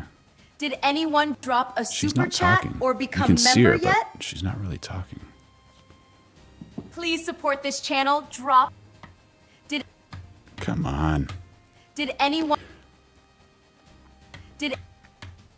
Nope. Did anyone drop a super chat or Can become you hear member it? yet? All right, Please support whatever. this channel. Drop a super chat and become a member. Funny girl. Funny girl. Like beyond fucked. I think we're just going to be like slaves to Jewish supremacy with Palantir, with the surveillance, with this digital currency, all this stuff. Like the money's being. Oh, you guys hear her? Oh, cool. How did Dan make his millions? I think he made it through gambling and those types of things. I don't know for sure, but wife, get off the screen. Seriously, bro. We got Gator Chris jumping on the chat saying, let's not forget Obama was so highly involved in the Iraq-Afghan war. Yep. Jared saying, don't page me, bro. Don't page me. being sucked out of this economy. Like Americans today are worse off than they were 50 years ago. That's never happened before. Like every 50 years, usually you're like better. And we've had all this technological innovation. Like this cell phone right here, if I had that 20 years ago, like I'd rule the world, you know, like that was more powerful than any like supercomputer or whatever. And so we have all this technology, like basic needs should be met. The average person should be doing good, but like Americans are in debt, like really bad. And we don't have health care. We've got, you know, homelessness. We've got all these problems. You guys are taking pictures. And it's unnecessary. Like, I don't think people understand how good the world would be if our government functioned for the people and not for the people that were running it. And that's what we have right now. We have the government basically this big, bloated, inefficient. Guys, sorry, nature calls, and I gotta refresh my drink, so I will be back in like 5 minutes, and we're gonna You guys are taking pictures and printing them. So yeah, this camera is on the weight. It is to bring back the vintage vibes to digital cameras. So it's a digital camera that has virtual rolls of 24 photos each. As soon as the 24 shots are completed, so the roll is completed, if you set up automatic printing in the app, they are automatically printed and delivered to your home. So it's kind of reliving the moment when you get them. It's kind of like instant cameras, but without the instant. So you essentially sweep the moment when you relive the photo, and you get nicer prints for half the cost of Polaroids. And when you travel, you just bring this along, so it's much smaller. You don't have to buy the cartridges ahead, and every 24 you know that they're going to be printed. If you want to turn off the printing service, it's totally fine. You can just use the camera as a digital camera, and you will see the digital photo on your phone. And then you can manually decide what to print and what not to print. Very cool. So we are connected with print shops all around the world, and so it will be printed locally and shipped to your home directly. Very nice. And what inspired this idea? We wanted like to get off our phone a little bit while traveling, and we noticed that when we were shooting photos with our phone, we end up having like thousands of photos that we end up like never seeing again because they just end up buried behind. And so with this camera, we try to do the selection of the photo beforehand. So before you shoot, you know that it's going to be printed, and so you maybe make a little effort to. And it's also a nice gadget to carry around during travel because it's not too big, so it's not bulky. It's about the size of a MagSafe power bank, as you can see. So it's easy to carry around. It has a real flash, so it's not LED. So it's a real Xenon flash. So when you shot the image, you can see how bright it is, and that gives that feel, that kind of Vintage effect. flash look, yeah. Vintage flash look. And you can also change the color of the camera. It snaps magnetically, just Very like cool. that. And what's the image sensor size of that one? So it's 8 megapixels. 8 megapixels. Yeah, Nice. so it's kind of like lo-fi, but without being too low quality. Very cool. It's good enough. Yeah, good enough for 4x6 prints for sure. Yeah. And also to share on social networks. Yeah, very It's a good enough sensor. Awesome. Yeah. And if people are interested in this, where do they go to purchase it or learn more? So right now it's await.camera, but it's not launched yet. We're gonna launch a Kickstarter campaign in March this year, and then it's gonna be available in stores probably and online, Amazon and our site. So await.camera. Await.camera. Go check it out. Awesome. Cool. Thank you so much. Yeah, thank you. I'm Carlo. You're Dr. Lorenzo. Yeah, nice to meet you. Very nice to meet you. Turn the sound up, because this is how a margarita is supposed to begin. Tequila mandala, anejo, top shelf, poured like a promise. Then the bright part, fresh lemons, hand squeezed, not from a jug, not from a mix, alive. This is the move most people never get, a house-made secret. Shaken in metal like thunder. Ice hits glass, strained like silk, bold, and dangerously easy. Dry Society Bar, Kaleidoscope, Mission Viejo. Come taste it, done right.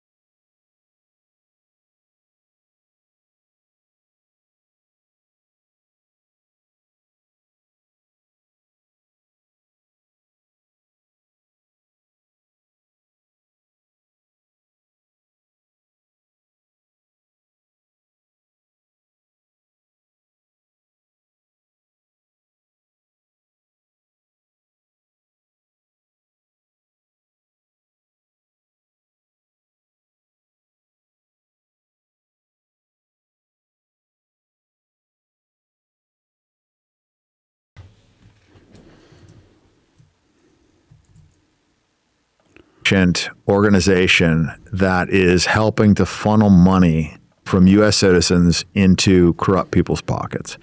That's what it is. Like, that's where we're at right now, is like the government, the country is not functioning for the best interest of the people. And so if we don't have people that get into office and fix this, then we're going to have more problems. I mean, in Florida right now, they passed anti-Semitism laws. There's a girl facing 15 years right now. We got Papa SN or Papa SN saying they both sell fights for different reasons. Yeah, but I think Connor's incredible, but Sean Strickland is the current guy. Like, he's the man that sells the fights for sure. Absolutely incredible. And Mickey Mace, I was just reading the chats. What do you guys think about that guy? Was he actually really banned, or is that just marketing and all those types of things? Right now for making a joke in a group text about Netanyahu, and coincidence, the judge is Jewish. You know, she left. For sure. Connor, like in his prime, Connor was just unreal, man. Just unreal. Actually, one of his first was against massive marketing campaigns against Aldo. I was like, I don't like this guy. I really didn't like Connor because he was just disrespecting Aldo, disrespecting all of Brazil, and just going so hard. And then after, you're like, man, you gotta love this guy, dude. He's just hilarious, dude. So I don't know. I think Connor kind of grew on me a little bit. But absolute beast in his prime. Just entertaining fighter, man. So entertaining. Let off some fucking violent offender who just went out and re-offended. Yeah. But yet now she wants to throw the book at this girl that made a joke in a group chat because it was against Netanyahu. And so that's a fucking problem. Randy Fine passed anti-Semitism law. Yeah. The First Amendment, freedom of speech. There's freedom of speech to an extent, man, but not really. Not really. You kind of have freedom of speech these days, not like complete freedom of speech. There's freedom of speech, but there's also consequences. Laws in Florida, if you pass out flyers, you get 5 years in jail. But meanwhile, he can call for the genocide of Muslims. He can say that he wants the streets to run with their blood. He can say that they're lower than dogs. He can advocate for nuclear weapons used on a predominantly woman and child population. But yet, if you pass out flyers talking about Jewish overrepresentation in the media, he'll throw you in jail for 5 years. It's a fucking problem. Randy Fine, he's a Jewish congressman. He calls himself the Hebrew Hammer. What do you think America should know about the guy you're running against? Gator Chris, thank you, brother. Appreciate it. Yeah, we got to grow the Discord for sure. Would love to. Make sure y'all like, subscribe, turn on those notifications. Going live every day of 2026. Become a member. Throw in this super chat. Help keep this channel afloat. For Congress, Randy Fine. And we are developing the best community in the world. I'm just trying to be as cool as all you guys. You guys are awesome. I'm decent. You guys, it's all about y'all. And the 20% women. 20% of women subscribers that we have. Sometimes 21%. Well, he cares more about being Jewish and he cares more about Israel than he does America. And you can see it in his office. He's got an Israeli flag flying higher than the U.S. flag, which is illegal. But he doesn't give a shit. You know, and he just tells his fan base whatever they want to hear, his audience, you know. Jared saying people don't understand you have freedom of speech from government sources, but obviously we don't have freedom of speech on private property. 100%, bro. Thank you, bro. Thank you, Jared. Appreciate it, brother. Oh, we're going to go deport some illegals. And, you know, I'm endorsed by Trump. And, you know, whatever Trump says, we're going to go free those Iranians right back into the fucking Stone Age when we bomb them. And, you know, we got to do, it's just all bullshit. Like everything that he says is complete, unadulterated bullshit. And he is putting a foreign nation before America, just like almost the entire rest of our Congress is, except for Massey and maybe a couple others. Fed. And Americans are paying for that.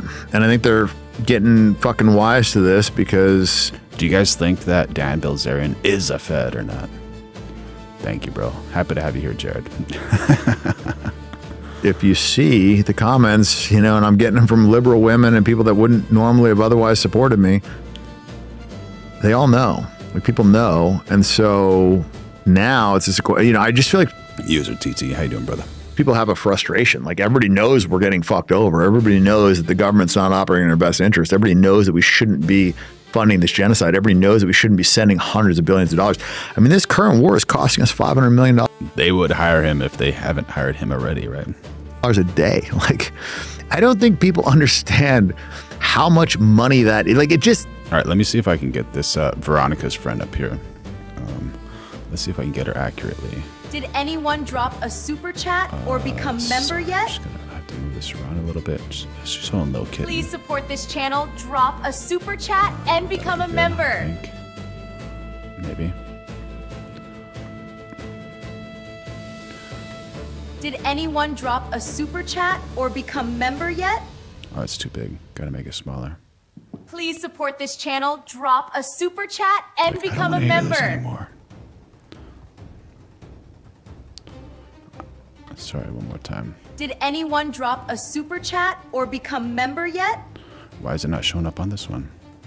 Please support this channel, drop a super chat, and become a member. Okay. But you guys could hear that? It gets lost. Like, 100 billion, 300 billion, whatever. Like, these numbers, they're just thrown around so much that they kind of like lose their potency. All right, so Pyramid 7, can you hear it? Yeah, she comes up for us. Yeah, but you can see her, but can you hear her?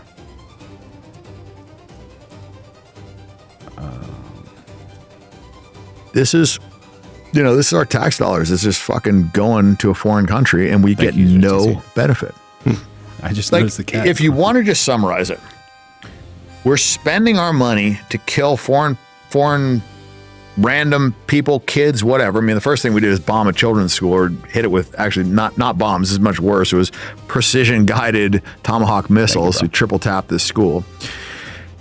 But that's what we're doing. We're spending our tax dollars to murder women, children, Muslims, whatever, instead of helping Americans. Like, just think about that, because that's what's happening right now. We're literally spending our taxes to kill foreigners instead of help Americans. And what's all this for? It's for the support of Israel, for the benefit of Israel, for Jewish greed. They want more fucking land. Like, that's what this is about. They literally want the Greater Israel Project. That's why they keep bombing their neighbors. That's why they keep fucking bombing Lebanon. Like, this is not about saving some Iranians. This isn't about the 8 AI-generated Iranian girls that we're supposedly trying to save. It's all bullshit. Like, there wasn't 50,000 Iranian civilians killed by the government. That was a complete fucking lie. Everything they're telling us is complete bullshit. Like, this story of, like, we're going there to, like, liberate them and free them. Meanwhile, like, 2 days later, Trump talks about how he's going to bomb them into the Stone Age and threatens to use nuclear weapons. Like, that will absolutely destroy the country. That'll kill tens of millions of citizens.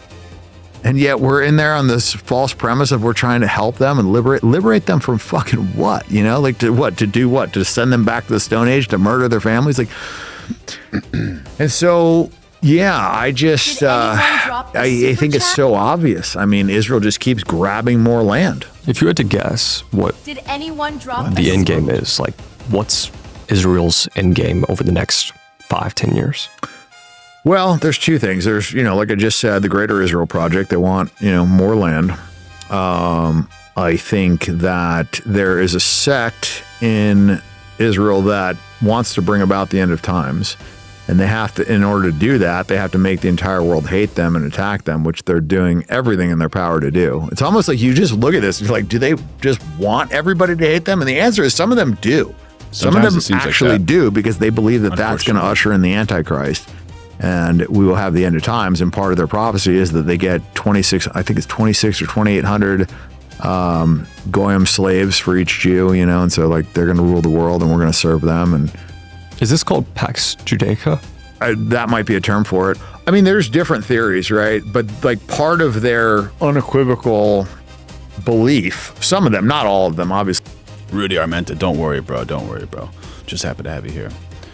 Laura Loomer is really going after this guy. She's going after Dan Bilzerian. What for? But there is a sect of very religious Jews that believes that they need to have the entire world turn against them to usher in the Antichrist. There's like a whole part of it. They have to build the third temple, the red heifers. There's like a whole thing. But that's not bullshit. That's like real. Let me ask you this, Dan. You've been around a lot of extremely wealthy, powerful people. I mean, I see this theory of eschatologies, basically the predictions of what happens at the end times, playing out a lot within different groups and sects. Like, do powerful people actually believe in like bringing the world toward an end time? And like, can we kind of guess what's happening based off that? Like, is that a real thing? Well, I mean, it's a lot of rich guys that have built bunkers recently, Right. And we've had a lot of scientists just somehow start dropping dead. I think it's like 14 now. Yeah, that's so wild. There are strange things happening in the world. Like, we are absolutely headed for a paradigm shift, I believe. I don't know if it's going to be a good thing. I don't know if it's going to be a bad thing. I just know that people are waking up fast. I wouldn't have predicted that people would be. All right, so we got I think Laura Loomer is actually going after him. Bilzerian. He's got 30 million plus followers. He's the poker brother influencer. He declared war on Fine, calling him a fat whatever. Amid Fine's anti-Muslim posts preferring dogs over Muslims, Loomer, MAGA firebrand and firebacker blasted Bilzerian as a disgraced, degenerate, unhinged Islamic apologist, rabid JEW hater, and Islamic terror sympathizer for his anti-Israel takes, exempli gratia, blaming Israel for U.S.-Iran woes, pro-Palestine vibes. Bilzerian fired back, I'm Muslim, dips, don't forget your meds, Larry. Mocking her, accused her, Tommy Robinson, of being traitors. Loomer doubled down, questioning his Dubai, Qatar trips, calling for his rejection to protect Jewish interests, even hinting he's a cooperating witness in something shady. So what are the hooks and the stakes? With GOP's slim House majority, Bilzerian could split the primary. Fine seeks full-term post. Scandal, Loomer's shielding her ally, framing Bilzerian as anti-Semite threat. So Loomer versus Bilzerian, poker bluff meets conspiracy queen. Who folds first? Yeah, who's going to win that? Loomer versus Bilzerian. He's so aware so quickly. What's with the scientists? I don't know. I don't even know what it's about. I don't either. They're talking about, they were all doing some like anti-gravity research and something tying in with aliens, I guess, basically. And anti-gravity research would probably be in propulsion. So, maybe space travel. I don't know. I don't really have much of a theory, but there's something going on, right? Like 14 people don't, and it was like very strange circumstances, right? Like one of the guys leaves the house, or actually I think there's multiple guys leave the house without a cell phone, only took their gun, and then just like completely vanished. I don't know, just very strange shit going on. And then some of them like were literally talking, and saying that they weren't suicidal, and then suddenly somehow committed suicide. I don't know, very strange. Not normal circumstances. I guess when it comes to all this, like, what's the one thing that you, Dan, are not allowed to say? Like, is there anything that you think would get this whole podcast deleted? Go back in time about 6 months and everything that I said would have got your podcast deleted. I think the Overton window has moved a lot. I think that I have some part in that as well. I think what I said on Piers Morgan 2 years ago was something that had like never really been said on a major platform ever. And it took him about 5 months to release that. And I feel like there was a shift there. I'm not like saying that it was obviously like all me or whatever, but the way people approached Piers after that, I mean, you had some girl in there, like, basically acknowledging that she was a full-on racist, and just like people kind of like leaning in to their beliefs. And then also people just talking about this stuff.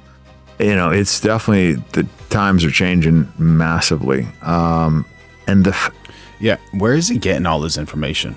That's what I very, very much want to know. Very much want to know. By the way, we're going live every day of 2026. Make sure you like, subscribe, turn on notifications, throw in a super chat if you want. Helps this channel survive. And we got user TT saying, my biggest concern is CERN. There you go. Gator Chris says, ushering Christ doesn't sit well with me. I'm a man of faith. Prophecies will fulfill themselves. There you go.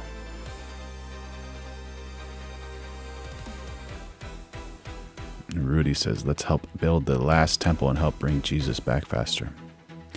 What do you think about that, chat? What do you guys think? The speed at which everybody's waking up is, I think, the biggest thing that's shocking me. Because I didn't think they could do it. Like, I didn't think everybody had figured it out. I thought it was a losing battle. Yeah, this was like kind of like a suicide mission, honestly. Initially, I felt like.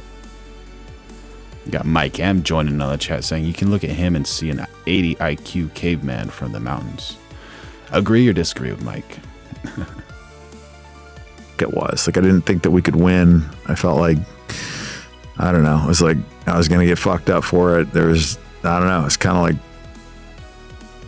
yeah, it was probably not a wise decision based on everything that I knew and whatever, but sometimes you just got to say, what the fuck, you know? I guess when it comes to your run for Congress, like, what impact do you think that will have? And like, what's your mission exactly? Like, is your goal to kind of inspire other influencers to run in important areas? Not necessarily influencers. I want like real Americans. I want people that are doing this because they want to help the country. I think the problem with most influencers today is they're worried about making money and clicks and sensationalism and whatever. We got user TT saying, my biggest concern is CERN. And CERN is the European Organization for Nuclear Research, a top global particle physics lab near Geneva on the Swiss-French border. Founded in 1954, it runs the world's largest particle accelerator, the Large Hadron Collider, LHC, to probe fundamental matter and forces. Their core mission is 2,500 plus scientists from 100 plus countries smash protons at near light speed in a 27-kilometer underground ring, spotting particles like the Higgs boson discovered in 2012, spun off of Triple W Tim Berners-Lee in 1989. Aerial view of Herns. Let's see if we can pull this up to you.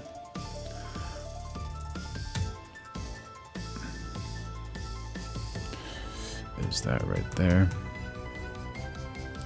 Let's see if we can see that. That's the aerial view. So it proved Higgs mechanism explaining mass hunts dark matter, extra dimensions, no black holes or portals. Cosmic ray collision happen naturally in space. So CERN smashing atoms for truth, not doomsday. Yeah, well, as far as CERN, what are you concerned about? It's pretty wild whenever you get involved in situations like that, for sure. Science can be wild if you don't know what the final outcome will be. You know, people are going to have to stand up and actually run and get into government and do something about this. And so one of my goals with this is that if I win, I think it'll change the... Do you guys believe in those portals? We had somebody in the chat last night saying that they saw an alien ship go through a portal. El Schmiablo. There you go, most hated man in America. I knew that Israel owned America, but this is hilarious from El Schmiablo. Starlion. Which chat do you read? We read super chats for sure, but we read whatever's interesting and whatever helps with the channel. So yeah, feel free to jump in on the chat. We have the best chat in the world, by the way. Message of what is run on in 2028, I think there will be a lot more people that are going to want to run on this message, and that I think AIPAC is going to start to be a social pariah, where if you are taking money from AIPAC, that's almost like a negative endorsement. And if that's the case, then their money can't buy elections anymore. Right now, you can buy an election. Like, you can just spend enough money and knock on enough doors, like, you'll just win. So allegedly, no, CERN is not making Soylent Green. That is allegedly pure conspiracy nonsense. I don't know for sure, but that's just what I'm reading. So the myth allegedly is fringe theories claim CERN's LHC opens portals, demons turning folks into green food. Zero evidence, just viral memes twisting real food tech. But you never know. You never know. And so there's that. I think we need to have a lot more people run for Congress that aren't running for their own personal benefit. And I think we need to get a president in that's going to actually fucking clean house. And I think people are going to be radical enough. I've said this before, and I know this is going to sound crazy, but people are going to want Hitler in 2 years. Like, they're going to want something super fucking radical because they're pissed off. Nothing they're doing matters. Their politicians on the left and the right don't give a fuck. You know, all the leftists are super against Israel, but all the people that they elected that are supposedly like super leftist Democrats are all still voting to send money to Israel. So when they see this, and, you know, George Galloway says 2 cheeks of the same ass, you know, they're both clapping together, and it's true. Like, it doesn't matter, Republican or Democrat, they're both, when it comes to these very important issues, doing the same thing. Can't agree on anything else, but that they can. And so I think people are going to be fucking really tired of that. And also, like, these assholes like Alex Karp and fucking Sam Altman, you know, they're just so fucking unlikable, and they're talking about surveilling us, they're talking about monitoring us, they want to censor us, they want to... Sam Altman, dude, what a wild dude. Did you hear about that little Indian scientist that used to work with Sam Altman and then wanted to leave but couldn't leave? Man, oh man. Fuck, there we go. Sheena's got some love for Dan Bilzerian. There you go. W's in the chat for Dan Bilzerian by Sheena. Dear Diary. What are you talking about? Oh, you're talking about the green stuff? I think people are going to be really fucking tired of this Jewish supremacy problem that we have, and they're going to want a solution. And I don't think any traditional politician is going to give them even a How you doing, Wriggle? semblance of hope of what they want, which is going to be America taken back by Americans to function for Americans. So I think if I can win this election, it will shape the message going into 2028, which I think is very important. That genuinely makes a lot of sense. Yeah, I guess for anyone who maybe doesn't have trust in you, that you're actually gonna... We got a message from Starline saying, I'm not going to super chat. You don't need a super chat, buddy. Super chat's always, if anyone wants to, just to help the channel. But Laura Loomer hired Blood Tribe and Goyim Defense League, Hammer, and Handsome Truth to stage rallies outside synagogues and help get new. She was at the Charlottesville of the skip to the rally that day. She went to the after party. There you go. She's got a party, right? Kind of push this message forward, shift the Overton window. Just people see a lot of these headlines and they don't really understand like the nuances of some of the events of your life. Like, what controversy in your career do you think people misunderstand the most? Hey, really quick, do you have a 401k controversy in your career do you think people misunderstand the most? All of it. I think all of the negative press that I've gotten when explained is actually a positive. It's wild. It's wild. Are you talking about Bernie Sanders? Rudy Armenta? Yeah, Bernie's got some strong opinions on Israel. It's weird. It's weird to see him try to like defund Israel and stop American funding towards Israel. Like, I understand his point, but it's just kind of weird. You know, you look at a lot of the negative headlines that I got, and when you give the explanation of what actually happened, I didn't address it. So the news media would just run this crazy stuff, and I would get all these people that just believed it, right? Like the headline, I think it was like 5 years ago, you know, Dan Bilzerian went broke, and he's, you know, he put $50 million on his credit card, and he's renting this house and like all this shit. And it's like, I was worth $375 million at the time. And the company did $100 million in vape sales that year alone.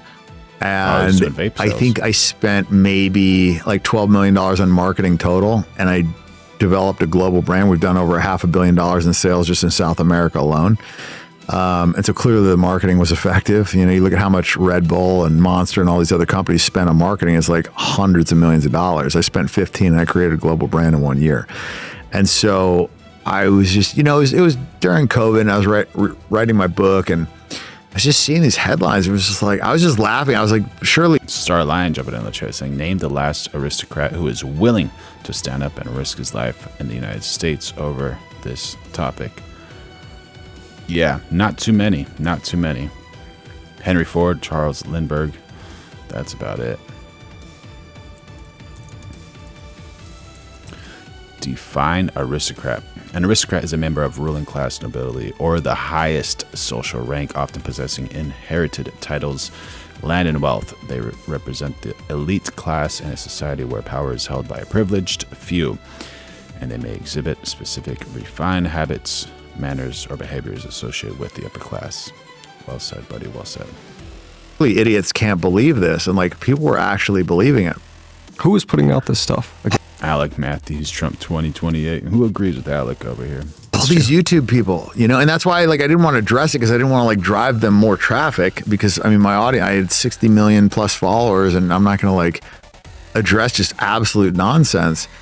I guess I should have, you know, but at the time I'm just like, no, there's no way people are going to believe this. This is stupid. Like I own a jet.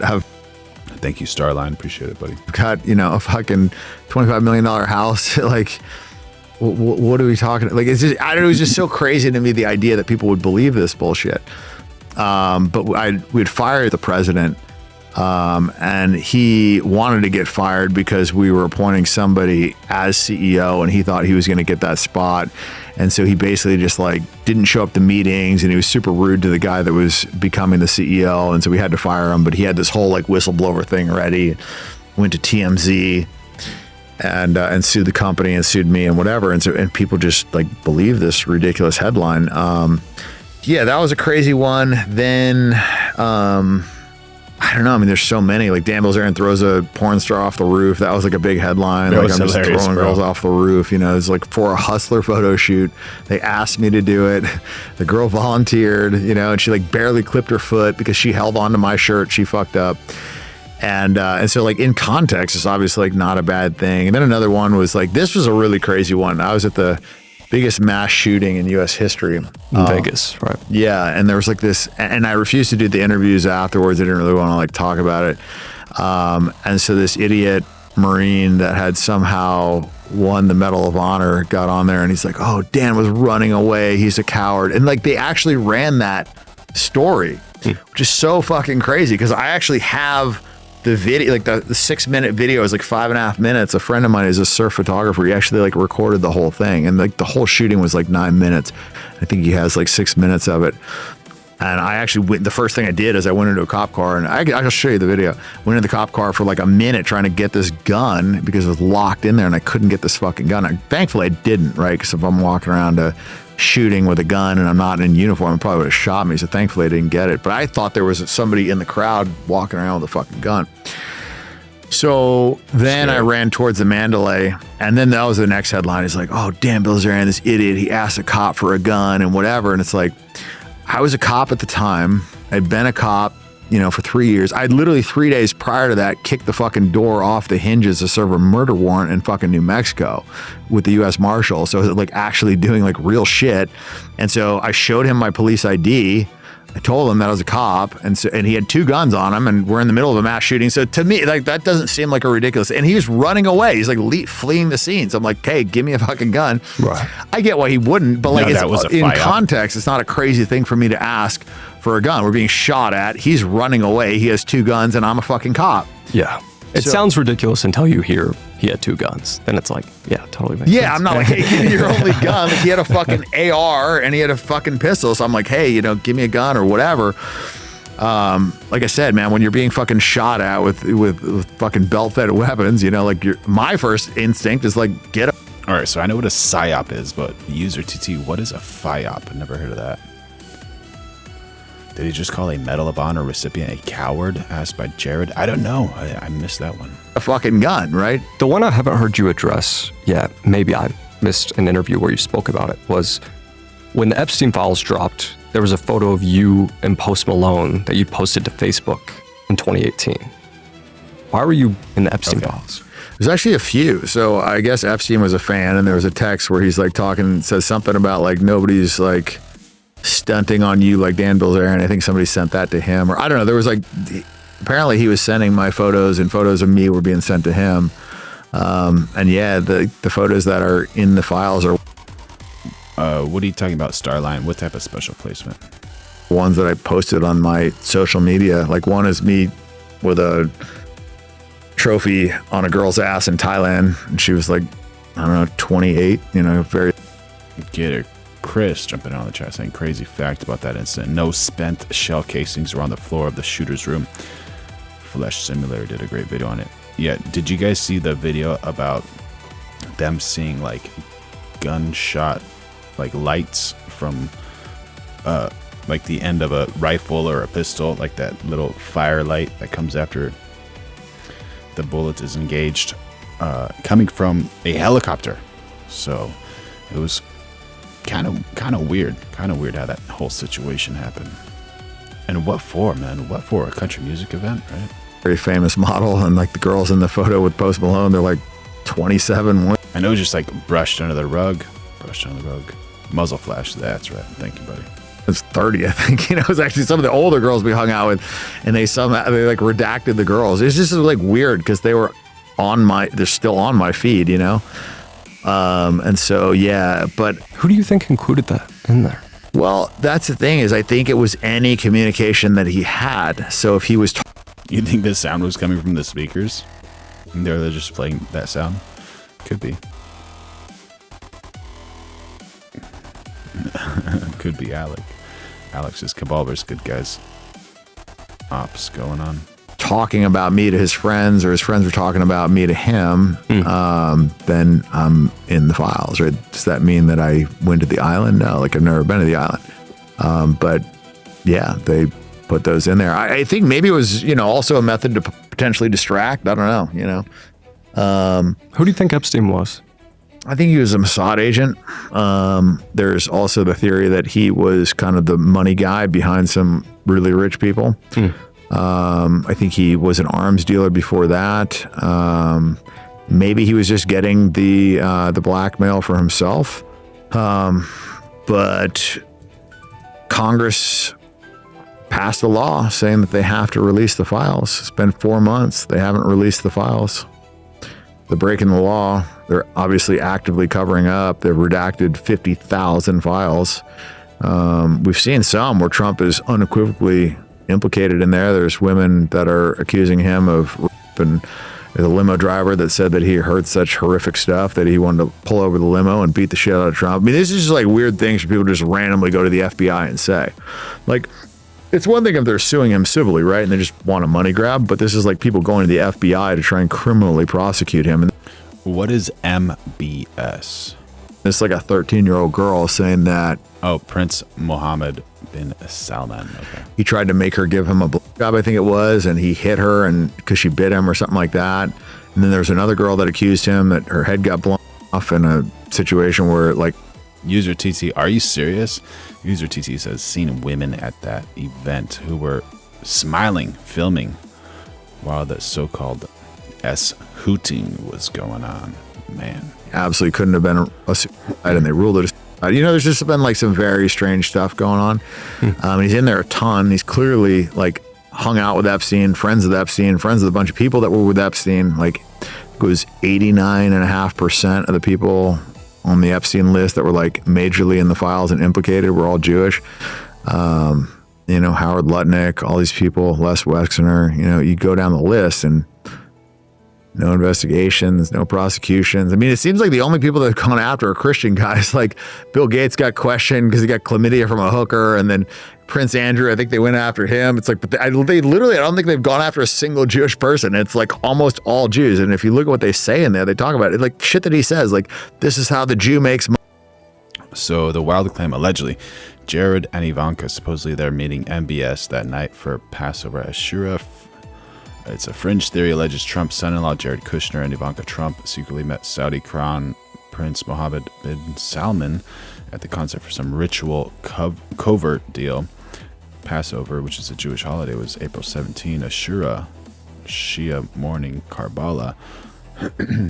September, October, lunar dates don't match. October 1st, no evidence that they attended. Allegedly, Jared and Ivanka condemned it publicly, so no MBS link. Money, talking about like Goyim, and you know, we don't want to have any Goyim at this event, like just like talking shit about Gentiles. And I think it's very... So there's a USSS covers up failed attempts. U.S. Secret Service that protects the president's family allegedly hid assassination plots on them. Jared there. It's pure speculation. No docs, leaks, or probes to confirm yet, allegedly. Very telling. You know, I think it's very telling that we've killed more squirrels than we've arrested Epstein clients. You know, the government, I think, has their priorities way fucking off. I would ask you maybe what you're surprised that some influencers haven't been talking about, but I think we can do it in a more interesting way. I'm going to give you a name of someone, and I just want you to give me one word to describe them. Ben Shapiro. Mossad. Oh. Andrew Tate. Man. Who'd he say? Mossad. Andrew Tate. Tate. Man. I mean, I've been friendly with Andrew. I've met him. I like Andrew. I don't want to like talk negatively about him because we've had, you know, good interactions. He's always been a gentleman with me. I will say Oh my gosh, Waffle Jackson jumping in on the chat saying, I've been listening in the background. Bill Gates is Jewish on his mother's side.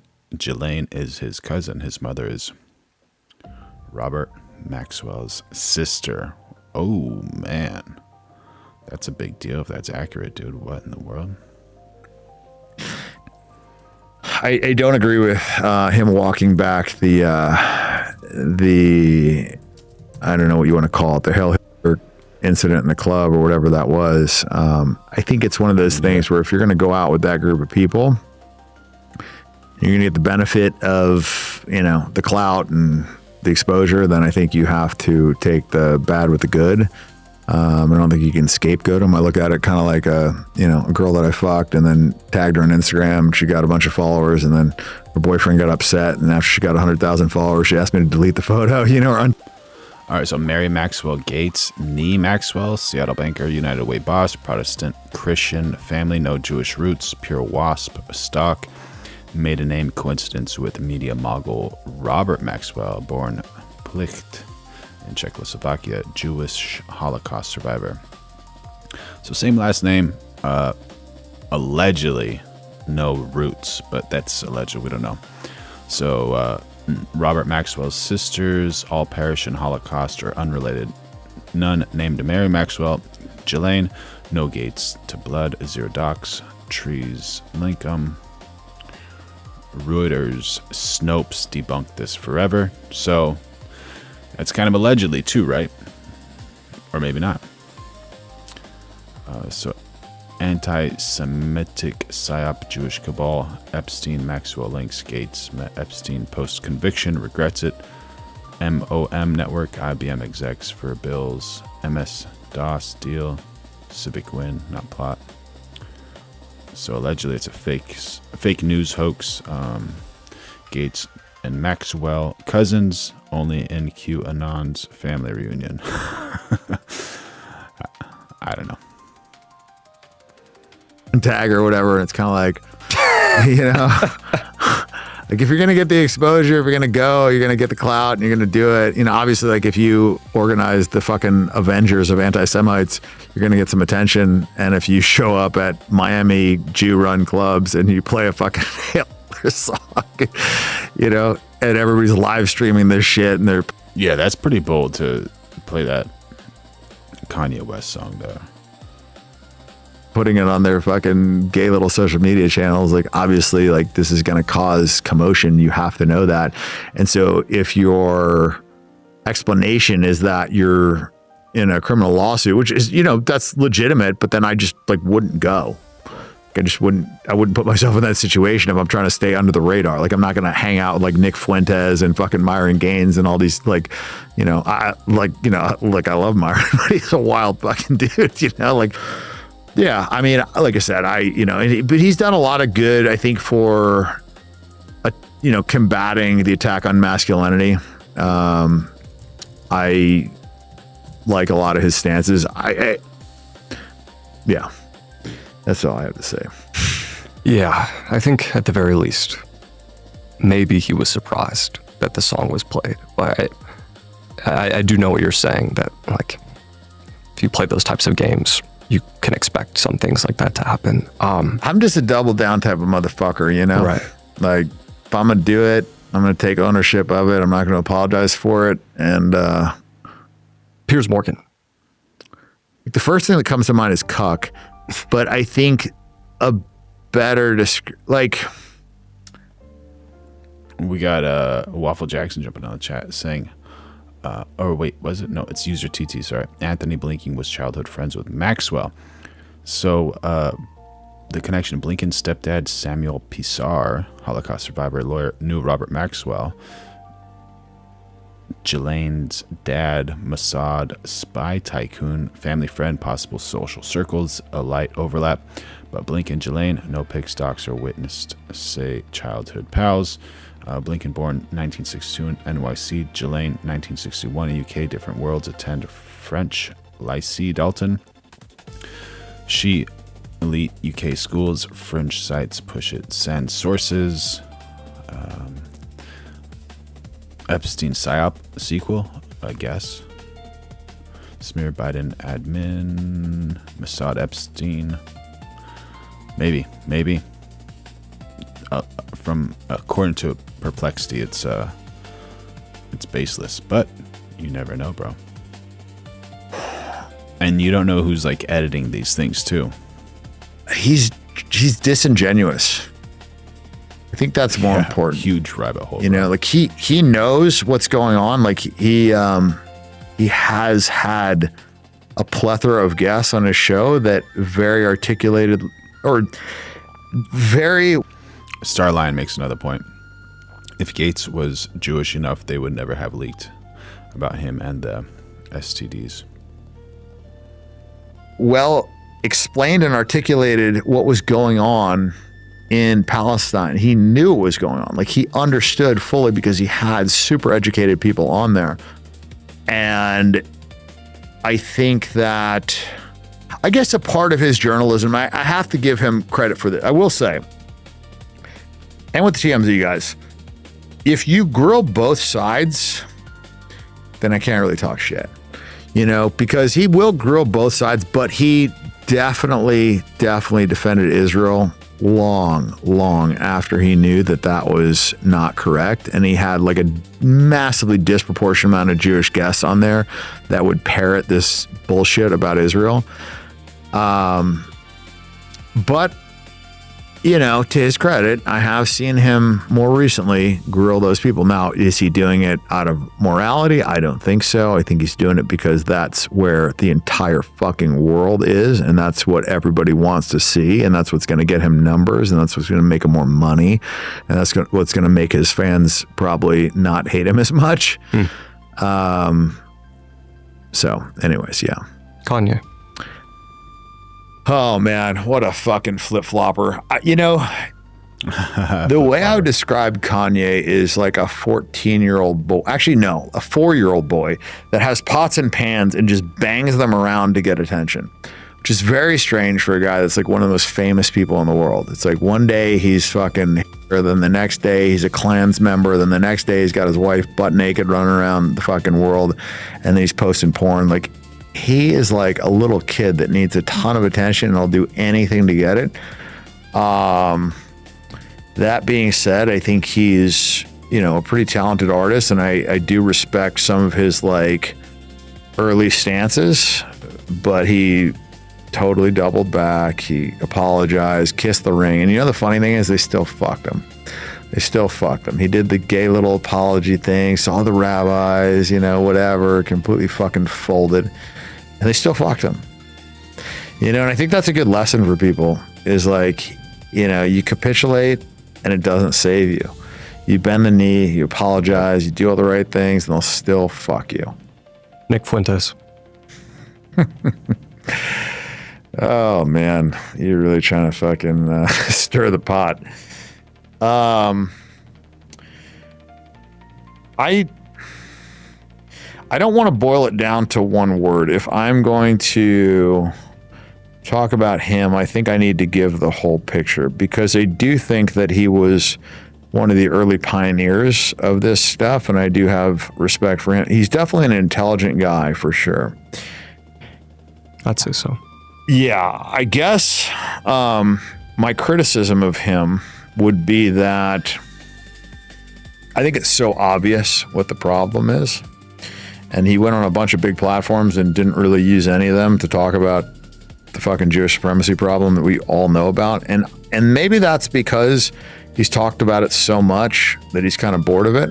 Because one of the downsides of doing 4 or 5 hours of content every fucking week, or maybe a day, I don't know how long his shows are, but he's like literally talking to a camera every day, all day. It's like, it would be boring to talk about this shit over and over and over again. So I think a part of doing too much content is that you get bored talking about the real issues, and now you have to go off on these tangents and focus on shit that actually isn't really that fucking important, or stuff that's like just contrary to what you even believe, just to get shock value, because the stuff that you've been saying that traditionally got shock value is now mainstream. So now we got to talk about why Epstein was a good guy and Stalin was good, and like some crazy shit that I just obviously really disagree with. And there was it was just like a steady stream of bad takes that I didn't understand. Saying that Epstein, like all the girls were like 17 and it wasn't that big a deal, and these are children. There's like horrific shit in these files. And so to just kind of like say that was, some like barely legal girl, it's just not true at all. And then I disagreed with him on the Charlie Kirk thing. He said there was a 0% chance that, Israel's behind that. I'm not saying that it was for sure Israel, or I even think that that's, like the most probable possibility, but to say that it's 0%, I think is crazy. In the beginning of this thing, like the big important thing. When you say there's 0%, that means 100% who did it and who did not do it. So that's a huge statement for sure. Was that everybody kind of like woke up to this Jewish supremacy problem, and nobody wanted to talk about it. Like, he was one of the people that was like really talking about it. Like, if we're really being honest about like what is selling out would be taking the fucking money, taking the fame, not doing the right thing or whatever. And I don't know, like, I'm in this for fucking pure reason. I've lost a shitload of money for this. I haven't gotten anything. I don't have a fucking little podcast. I'm not doing any of this gay streaming shit or whatever. I make $0. In fact, it's cost me a fuckload of money. So I guess I have a little bit of animosity, because I thought we were kind of like all on the same team, championing truth and like waking people the fuck up. And I thought like the whole goal was to like try and fix this problem. And now it seems like everybody's just trying to like cash in on it. Which is whatever. Like, I guess the net effect is people woke up to this, which was... Speaking of shoes, have you guys ever tried Ultras or Vivo Barefoot? I think those are the most comfortable shoes. Crocs are pretty comfortable too, for sure. Space Crocs, bro. Yeah, you nailed it on the dot. They are Space Crocs. I never actually tried his shoes on, but I heard good things about them. A lot of people loved them for a while. Was important, which is one of the reasons why I was trying to like get them to stop fighting. An issue you made me realize is that if you dig into truth, like, you have to dig a little bit past what you see on Fox News, CNN, and then go a little deeper, then go a little deeper. Maybe you arrive at some form of objective truth, but you can keep digging and get distracted and not really know what's real. And it seems like the issue with, I don't know, people who go down these rabbit holes, like individuals, and then also people who make content about it is like, from your view, what was needed to be said was said, but then they just distracted their audience. So their audience didn't care about the issue anymore. Well, a part of it is that you get rewarded for sensationalism. Right, yeah. Like, it doesn't matter if it's true, if it's crazy, if it gets clicks, if it gets people's eyeballs. And I think that's the problem with just media in general today, is that it's not focused on what is true. It's focused on what is going to get people's attention, which is why you see all this race baiting shit, which is why like everything is like rage bait, whatever. And the problem with that is that it just, and there's no accountability too. Like, if the news just publishes something that's completely fucking untrue, especially if it's about a celebrity. 100%. Where is the accountability? It seems like no one can trust the news now. Not even. Like, it seems like almost Twitter has more accurate stuff than, you know, name the news station. The best you get is a retraction on the fucking 8th page, you know, like 4 weeks. I'll be droned, jumping out of chat. How you doing, buddy? Yeah, pray for this world. 100%, man. 100%. Later, when nobody gives a shit anymore, there's no accountability. If you guys want to see some cool drone stuff, I'll be Droned has a cool channel. Cool dude. And I think that needs to change. That's actually one of the things that I want to change when I'm in office, is like have some actual accountability for the media and have accountability for politicians. Like, if you knowingly lie to the public as a... Yeah, Kurt says it for sure. How you doing, Kurt? Kurt says, well, also you got to be careful what you say out here these days because of powers that be that can put you in check. 100%. Politician, you should be able to, you know, be prosecuted for that. Like, if you lie, if you commit fraud and get elected under false pretenses and you rug pull your audience, like, there should be accountability for that. And with the media as well, if you knowingly publish something about someone or a business or whatever that you know isn't true and you publish it anyway. Yeah, Jared B brings an important fact about the actual history of our world. And how can we actually get the actual factual history? Like, that would be just incredible. Just incredible. Daryl Round says, I wouldn't trust either of these guys with my goldfish.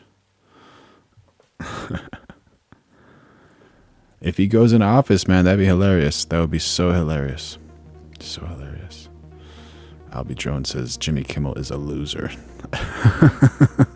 Ways, because you want to get clicks, like, you should be able to get your fucking ass suit off for that. You know, and I don't think we have that today. Randy Fine, one word. Well, I mean, man, I got to choose between fat and Jew now. I guess one word is Jew. I mean, that's his whole identity. All he talks about on his Twitter is how he wants to, like, you know, help Jewish people beat anti-Semitism and how he wants to help Israel fucking kill every Muslim and whatever. Like, that's his whole identity. And I'm like the antithesis of that fucking guy. I think it should be America first. I think it should be Israel last. And he is Israel first and America last. I guess just briefly, do you want kids? Oh, man. You gotta be confident you're gonna be around for long. I feel like there's a decent chance they fucking kill my ass. Dang. What? Not at the moment. I feel like there's just too much to do, and I have so little time. I'll ask you this then. That's a pretty huge statement Dan just said right there, man. That's wild.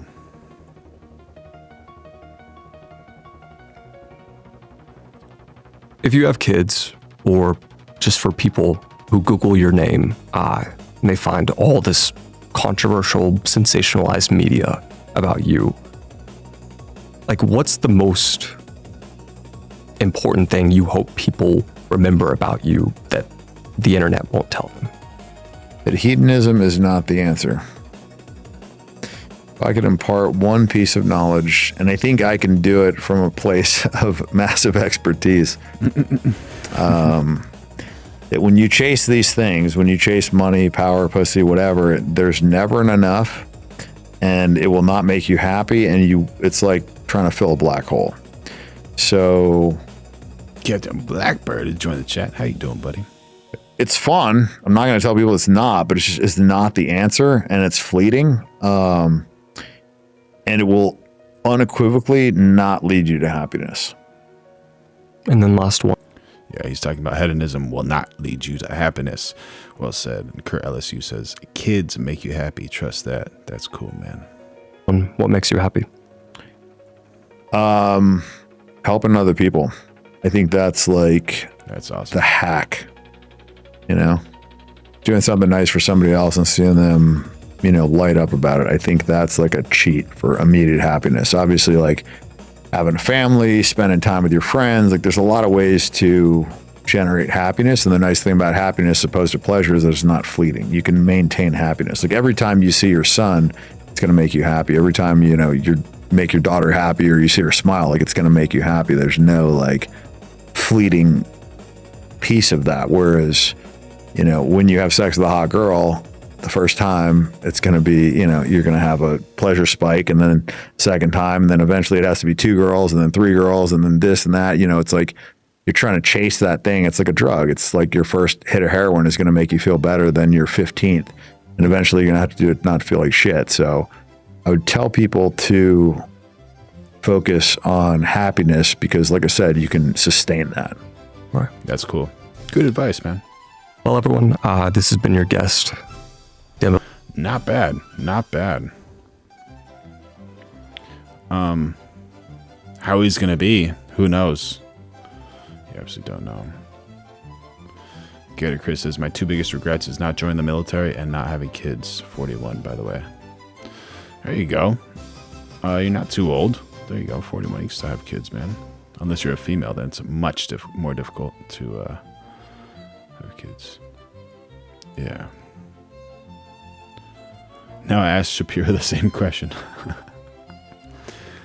Dominic, thank you for the 10 jewels and the 20 jewels, brother. Appreciate it. Going live every day of 2026. Make sure y'all like, subscribe, turn on those notifications, become a member, throw in some super chats, help keep this channel alive. And you guys are asked about like AI and Palantir and what it's doing with the Iran war. Well, I'll tell you what it's doing. Closest look we've gotten at Maven's smart system. The AI-powered Maven software at the front lines of global conflicts today. Mr. Good Citizen says, regret not having kids. Glad I never had the regret of a marriage, though. There you go.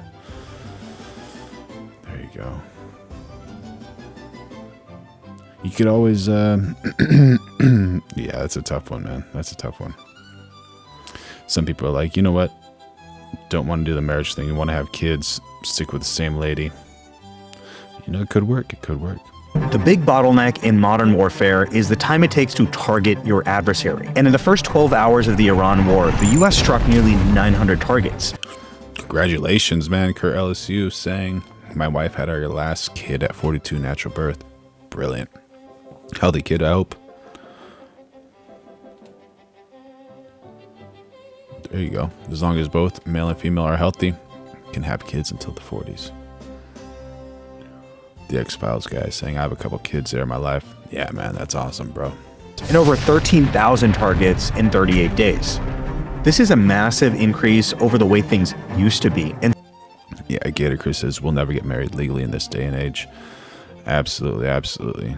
It's so wild, like what everything did to like marriage, It's just not beneficial to all parties. And central to that is Maven's smart system. I want to walk you through how this thing actually works. If you meet the wrong partner. And then show you how much of these capabilities we can actually build using commercial and off-the-shelf tools. Minus, of course, the missiles at the end, because the applications for situational awareness go way beyond the battlefield. And because TED is over, this is exactly why I've been heads down building God's Eye View into something bigger than a true Mr. Good Citizen YouTube series. And if you've been asking me when you can actually use this stuff, you're going to want to stick around till the end. So let's get into it. All right, so there's this military concept called the OODA loop. Observe, orient, decide, and the mustache is gone. Shaved it. Trying something new. Act. This is honestly what you do when you wake up in the morning and decide to go get your coffee. But I do kind of miss my mustache. I might have to bring it back. Coffee or eat a burrito in the evening. The key point, though, is your decision cycle needs to be faster than your adversary. Because if you do that, they can basically never catch up. They can't orient. They can't plan. They're always in react mode. And the whole idea behind Maven is to compress that entire loop. And we're going to walk through every single step so it's crystal clear. Okay, first is the backstory. This was really interesting to get into because to understand why Maven exists, you need to understand what came before it. Adversarial targets were tracked in Excel spreadsheets. PowerPoint was used for mapping network connections between all of them. Google Earth was there for zooming in and out. As one officer put it, we've killed more people on Microsoft Office than you'd ever imagine. I mean, just think about it. The modern commander, with all the crazy sensor systems at his disposal, is going into battle with Microsoft Office and Google Earth. Maven was created to fix all of that. Basically, Google Earth for war, but with AI telling you what's actually on the screen. All right, so here's what they built. What you're looking at are feeds from satellites, drones, signals intelligence, prior map data, all layered together on a globe. You can see which aerial assets are in the area, as well as different target designations. Now we're seeing a drone view. You can see True, Kirby. Thank you, buddy. the vector outlines. Kurt Ellis, who says, if you marry your best friend, you never have to worry. 100%. The buildings that are highlighted. With a couple clicks, you load up your, let's say, road network data so you can see how exactly to make it to that point. And then when you zoom in, you see all these dots. These are basically detections made using computer vision. And you'll notice there's a number associated when you hover over them and nominate things to the board. That number is its stable identifier. The idea being that you can tell this is indeed the same car that, let's say, you're seeing in a satellite view versus a drone view versus CCTV. Then you can take these detections and nominate these to a literal Kanban. Mr. Good Citizen. That's tough, man. But don't bring your old drama to your new opportunities, bro.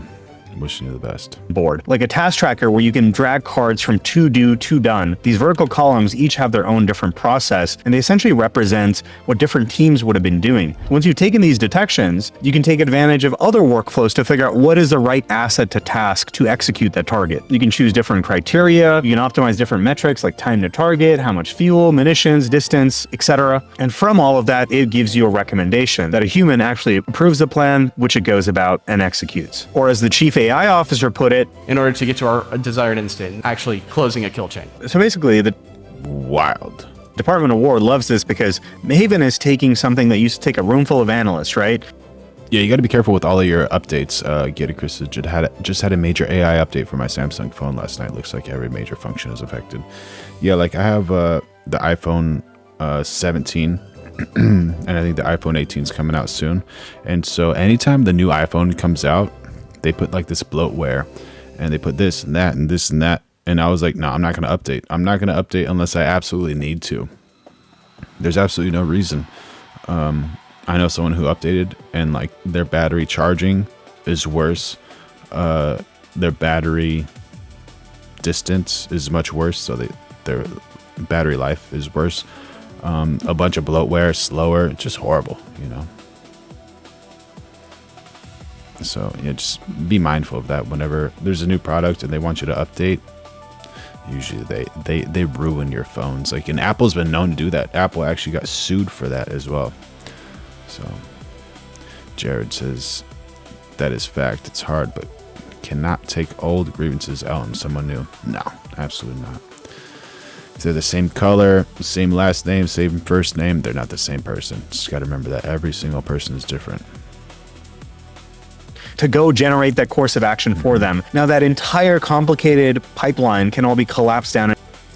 But you know the good thing about seeing the bottom, hitting rock bottom, only way to go is up, man. And you are all special. You can all do it.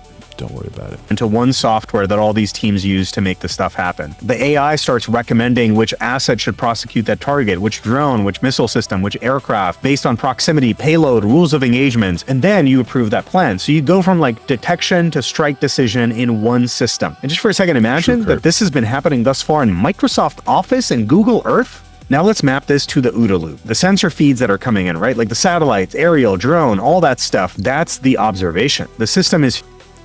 Yeah, and DJI has these things called drones.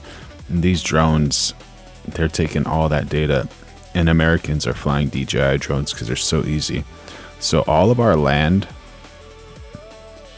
completely marked to the centimeter, bro.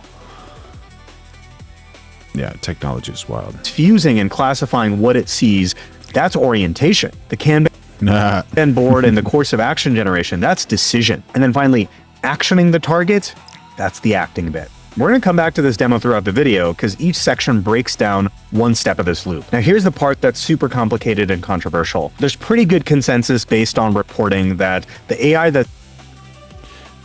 Yeah, that's another tough situation. If you want a kid, adopt one. But yeah, I don't think unmarried people should have kids. You know, that's just... I think if you already have a family, then you can have kids. But if you're gonna if you can't have kids and you don't have any kids, you probably shouldn't have any kids. But if you have like 2 or 3 and you want like 3 or more, and you already made some upright citizens, I don't know. That's a touchy situation. That's doing this like natural language intelligence queries inside Maven, that's Claude, built by Anthropic. Anthropic actually was one of the first to deploy large language models in classified military settings. In fact, the Washington Post reported that Claude is central to the US campaign in Iran. But Anthropic obviously drew a line, which Daria Mahdi got a lot of flack from the administration. Jumping in the chat. What a champ, dude. W's in the chat for Gator Chris saying, join the Discord. There you go, dude. Appreciate it. Veronica, we got to come out here for Gator Chris. Gator Chris. Come on, Veronica. Come on. Thank you for your support. I love you. Wishing you and your family the best. That's Veronica. Veronica loves you. Everybody loves you. Thank you so much, Gator Chris, for helping this channel survive, buddy. For. Basically, they said you can use Claude as long as it's not used for fully autonomous weapon systems or mass domestic surveillance. The Trump administration... Okay, you're Christopher in Discord. Appreciate it, brother. Thank you. Replied by declaring Anthropic a supply chain risk. Their argument was, hey, you're a contractor, you provide us the tool, you have no say over how it's actually used. And when you combine this with other reporting that seems to suggest that it's actually Claude 3.5 Sonnet that's actually being used in the system, it really makes you think, like, are these models actually good enough to deploy in the wild? So the AI company that first brought their large language model to a classified setting, that's a key part of this Maven smart system, is now at the center of this battle with the government. And based on recent reporting, it seems like a deal can still be struck. But Captain Blackbird says, I gotta have kids. My ancestors are counting on me. Yeah, bro, do it. You'd probably be a great father, man, for sure. But the tension is very real, and we'll come back to this because it matters. All right, so Maven is obviously only as good as what it can see, the underlying data that is made available to it. So let me show you what that actually is. Obviously, you've got crazy spy satellites in orbit, keyhole stuff, the new things that SpaceX is building. You've got synthetic aperture radar, which we've extensively covered in the past, both military and commercial satellite systems like ISI and Capella Space that fire literal radar pulses through cloud, through darkness, that return 25-centimeter resolution imagery of the ground. We've covered this previously. Very dual-use tech, the same stuff to figure out if a landslide's going to happen or if a bridge is about to break, is also critical to these kill chains. Now, here's the stuff that most people don't know about: wide area motion imagery, or WAMI. They started off with a system called Gorgon Stare. This is mounted on those classic MQ-9 Reaper drones, and basically it uses 368 cameras stitched together into a 1.8 gigapixel composite image so that you can persistently surveil an entire small city from 25,000 feet. Think of this like Google Earth Live. If you've actually seen the movie Enemy of the State featuring Will Smith, this program was actually inspired by that movie. That's freaking wild to me. So the idea is, once you've got this persistent image of absolutely everything, when something bad happens, let's say an IED goes off in Afghanistan, you can then rewind to see where that car originated from. There's an even more advanced... Now the only question is, Captain Black, do you think your woman would be a good mama? And would you guys make a good team? You guys see each other going the whole distance. That's an important one. I hope you guys do, if it's true and good, you know? Version of this called Argus IS that can cover 30... Kurt LSU, you know what they say, you want to make God laugh, tell him your plans. There you go. 36 square miles with enough resolution to track individual pedestrians. This way, as long as you have an airplane or a drone, orbiting over a city, you can figure out exactly what's happening on the ground in the past, in the present, and of course the future as well. So if we go from wide area to narrow areas of monitoring, that's what you might usually associate with drone footage, essentially FMV or full motion video. Yeah. You've got these Reaper drones that are capable of taking...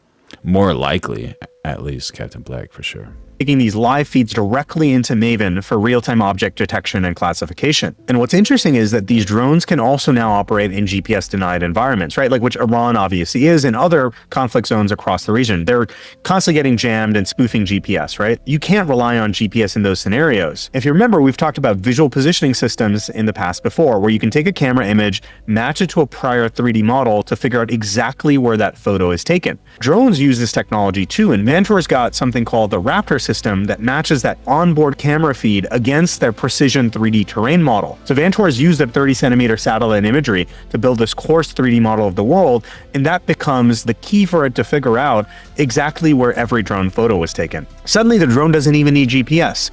It knows where it is just based on the terrain. Now, as you praying woman and a God-fearing woman. That's right, man. You probably saw with God's eye view, 1 or 2 layers by themselves are only so interesting. But when you start putting in different sources of intelligence together, that's where you get that classified grade picture. Signals intelligence is obviously a huge part of how these systems work. I'm talking intercepted communications, electronic emissions integrated along. Yeah, if you're worried about like leaving the house, no trust, no this, no that. Yeah, bro. How are you even going to be successful in life? Like, there's just too much. That's the reason. There was I think it was like a Jamaican or African song or one of those things. It was like, if you want to be a happy man, marry a woman uglier than you. Something like that. It's hilarious. The alien disclosure thing. I don't know much about the alien disclosure thing, but I know that I heard about it about 4 years before that it was supposed to be a false flag. So I don't know. I really don't know. Do I think that there's aliens?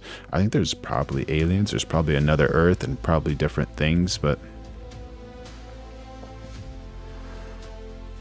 I can't say personally too much about that. I honestly don't know. What do you guys think about that? Alongside the imagery. We've talked about RF satellite constellations in orbit like Spire that do dark vessel detection, right? Like vessels that are those are all perfect, Captain Blackbird, for sure. Turning off their transponder. In addition to that, you have entire shadow fleets, right, that are not just turning off their AIS, but they're actively masking or obfuscating their presence. But there's a solid, Kurt. You're a lucky man, Kurt. That's awesome, bro. Another source of data that solves that problem too, and that's called advertising intelligence. So sure, you're a shadow fleet, you're out in the wild, you've actually repainted your ship and you think you're scot-free. But turns out the people on board have a cluster of devices that have Candy Crush installed. You can use that ad network data to geolocate where that ship is. That's the world we live in. You can obfuscate all of their signals, but the fact that you've got some folks on board that like playing Candy Crush means you will be pinpointed. And then there's a secret one that's been reported lately, the RQ-180, America's most classified stealth reconnaissance drone. It was publicly exposed for the first time during this war when it emergency landed at an airbase in Greece this past March. It's a flying wing that's believed to operate at 60,000 feet plus for 24-hour autonomous mission. Awesome, Kurt. Thank you, buddy. And it's believed to have been tracking Iran's mobile missile launchers, the kind of targets that move and hide. You need that persistent overhead coverage to catch them. Now, does this have a SAR system? Welcome to the chat, right? System on board? Is it something more like whammy? We just don't know, but I suspect it's a combination of modalities. Now, of course, on top of all of this, you layer in commercial satellite imagery from like Vantor, Planet Labs, you've got the maritime AI tracking data. All of it gets fused together into one picture. That's the observe step. Maven basically can see everything. Now, the question is, how do you make sense of it? Just so you know, we're going live every day of 2026, so make sure you like, subscribe, turn on those notifications, become a member, throw in a super chat if you want. And let's have some fun. We're developing the best community right here on the internet today. Yeah, double tap that screen. Like this is where we go back to left click, right click, left click. This is orient, decide, and act happening in one interface. Now watch what happens when you do this at scale. Obviously, I've been covering Operation Epic Fury deeply on this channel. If you've seen those God's Eye View videos and our Hormuz coverage, you know the timeline already. Now, Epic Fury kicked off Feb 28th, and in the first 12 hours, the US struck nearly 900 targets across Iran. Yeah, shout out to all the good mamas in the world that made some good people. So important. But perhaps the most dramatic single operation was Kharg Island on March 13th. The U.S. hit over 90 military targets simultaneously. I'm talking naval mine storage, missile bunkers, air defense systems, in what Trump called one of the most powerful bombing raids in the history of the Middle East. Critically, the oil infrastructure was deliberately left intact. So how do you coordinate 90 plus simultaneous strikes? Suddenly, software like Maven earns its keep. Orient, decide, act, all pre-computed using the latest sensor data and executed and tasked in parallel. Now here comes the critical trade-off, right? Like, is there a cost to speed? Is there a point at which Maven's accuracy surpasses that of a human analyst? And if it does, there's still going to be a gap. And at a large enough scale, that gap is going to manifest itself in targets getting hit that shouldn't have been hit. I think this is where we're also going to have to contend with how this technology is deployed in the wild, right? The Department of War right now has a very clear stance. There are no fully autonomous weapon systems. Everything has a human in the loop. But think about self-driving vehicles. At some point, self-driving gets accurate enough where it's better than the average human driver. But if you add up enough of those drives, people are going to die. And what happens when the systems make incorrect decisions? Like, why was that incorrect decision made? Is it the model maker, like Claude or Anthropic, that's at a fault here? Is it the sensor data, perhaps, that it was made on? Or even underlying maps data? For example, the underlying map data that you have your AI digest incorrectly classified a school. Whose fault is that? Now look, there are plenty more questions to get in here, but the broader question remains. When you're processing thousands of targets in 24 hours, what gets missed and who's at fault there? And then the question... User TT, are you okay, buddy? Are you okay? Do you need help? Do you need to put that hand signal of like, I need help? I'm kidding, bro. I'm happy for you. I'm proud of you. That's good. That's good. Make sure y'all like, subscribe, turn on those notifications. Going live every day of 2026. Become a member, throw in a super chat. Gets heavier. Once these systems get good enough to justify not having a human in the loop, what happens when you're processing thousands of targets in a short period of time? And to be clear, this isn't just Palantir. Like Anduril has Lattice, right? Very similar concept, different platform. Take a bunch of these sensor systems together and create a fused operational picture of the battle space and have AI handle the orient and decide steps. But this common operational picture isn't just useful on the battlefield. This is the same kind of platform. This same Palantir technology actually runs the UK's NHS COVID data system. It optimizes logistics for the World Food Programs. It runs Airbus's supply chain. Oil and gas giants use it to create incremental revenue opportunities. It catches money laundering for banks. I mean, this... I'm just joking about that stalker thing because I had a stalker and I was like, oh my God, dude. So tough. So tough. Unnecessary. Unnecessary. This is the same OODA loop, the same fusion layer, just being applied to different problems. So when you pull all these capabilities apart, the same pieces that the defense sector is using can be mapped to civilian capabilities that exist right now. So observe, you've got the sensing layer. You can buy satellite imagery. SAR imagery is also commercial. You've got Copernicus, and if you want to go low resolution, satellite and plane tracking data is effectively free. The more expensive thing is AIS ship tracking data, but that too is accessible. In countries like Japan, you have a plethora of CCTV camera feeds. You can fly your own drone. There you go, bro. You avoided eating disorders and mood swings. And potential drug use, bro. Good job.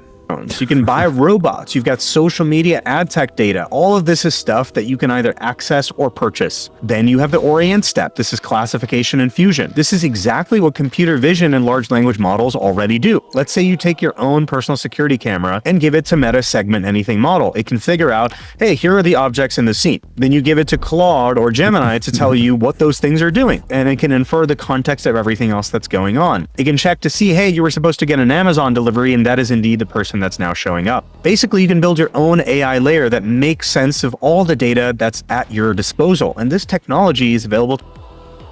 User TT. She seen me when I was in a cast on crutches and thought, he's an easy target. There you go. That dude can't run away, right? She got you. To everyone. I mean, the more I use my own Ring camera, I'm so frustrated by how limited this thing is. And the fact that it has to go to some centralized server to do such basic things for me annoys me, especially when I know the AI tools at my disposal are capable of so much more. And then finally, you have decide, course of action generation, right? So for the military, that means recommending a weapon and an asset. Kurt, if that question was for me, was she a good woman? Maybe that was your girl. No. know, if she was a good woman, then I wouldn't have ran away from that woman and hid from that woman and have to call the police and do that whole restraining order thing. No. If she was a good woman, I wouldn't do that. Absolutely not. If she was a good woman, I would help her. I would definitely help her. For us, it's things like, what should you actually be paying attention to? What changed? What's anomalous? And have the system surface that automatically, not a barrage of detections like unknown person. No, this guy is talking about Maven. From what I understand, he did not build it. Detected at this timestamp. That doesn't tell me anything. And then act. In Maven, that's kinetics or deploying human assets. For us, it's decisions. Oh, she made you jump ship, use her TT. There you go. Valuable man. Knowing what's happening and being able to respond to it in near real time. Now, I've already been building this, and here's the roadmap. The first application is God's Eye View. You've seen this tool evolving, and I've been building it to fuse open source intelligence into a common operational picture. What's happening in the world, visualized the same way these military systems do it, but with publicly available data. You've seen it in my coverage of Epic Fury and Strait of Hormuz, and clearly y'all love it because it's the most unbiased perspective we can have without the usual color of traditional media. And let me tell you, that's getting a lot. So is this the guy that built this program? Which program did he build?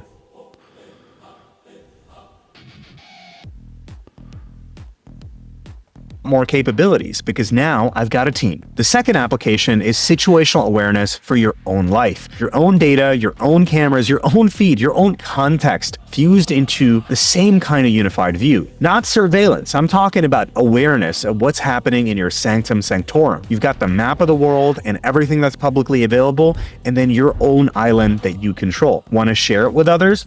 Go for it. Want to keep it private? You can do that too. Private by default and optionally shareable with others. I mean, the cool part is you can buy all of these fancy sensors. The AI is commercial too. The only piece that doesn't exist is the fusion layer, the thing that pulls all of this together into one picture. And that's what I'm building. Observe, orient, decide, act. That's how all these platforms work. And honestly, that's how great decision making works in general. You're probably just doing it slower without all of this technology. So that's where I'm going next. God's Eye View is the window to the world that we all deserve to see. I'm going to keep monitoring the global situation as it evolves, getting sharper, faster, and there we go. Mandy from the chat just saying that this is the guy who built this program. to something that you can actually use yourself. And then there's this second surface, Argus, the same framework turned inwards to your world, your data, your context, so you can create automations around the physical world that you can't even imagine. Oh man, that's the worst, bro. Gator. Chris says, I had a married stalker once. Talk about a crazy situation. Oh, bro. Yeah. You know what's even worse is when girls say that they're single and you talk to them and then about a week into it, like, oh yeah, I'm married, but like we're separated, you're gonna get a divorce. It's like, you lying woman. Like, how? That's the wrong way to develop a relationship or friendship, anything. That's just the wrong 100% way. Horrible, horrible. Yeah, I hate when those women lie like that. Imagine today. So this is what I hope you'll get. Clarity about what's happening in the world, but then also your world. And by the way, if you can't wait for me to release this, so many of you reached out and I've responded to you, giving you the ingredients so you can at least go make the viewer yourself. Just point your clanker of choice at my Substack post and they'll do a really good job. If you take my YouTube video transcripts, in addition to that, it'll take you rest of the way there. But there you go. This is Bilawal Sidhu, if you guys are interested in this guy. Pretty cool dude.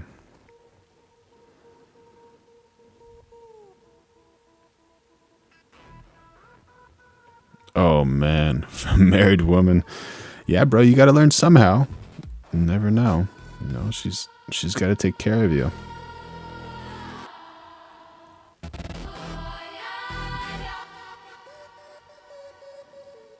Yeah, I think so.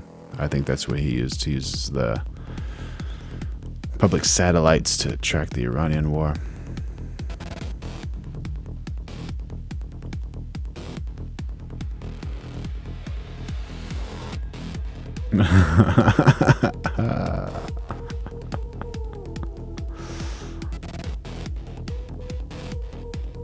Oh my god, bro. Yeah, just be careful about that, dude. Don't get involved, man. Not worth it. Not worth it. Not worth it. Do the right thing. Do the right thing.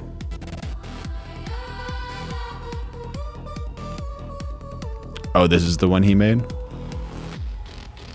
Oh, okay.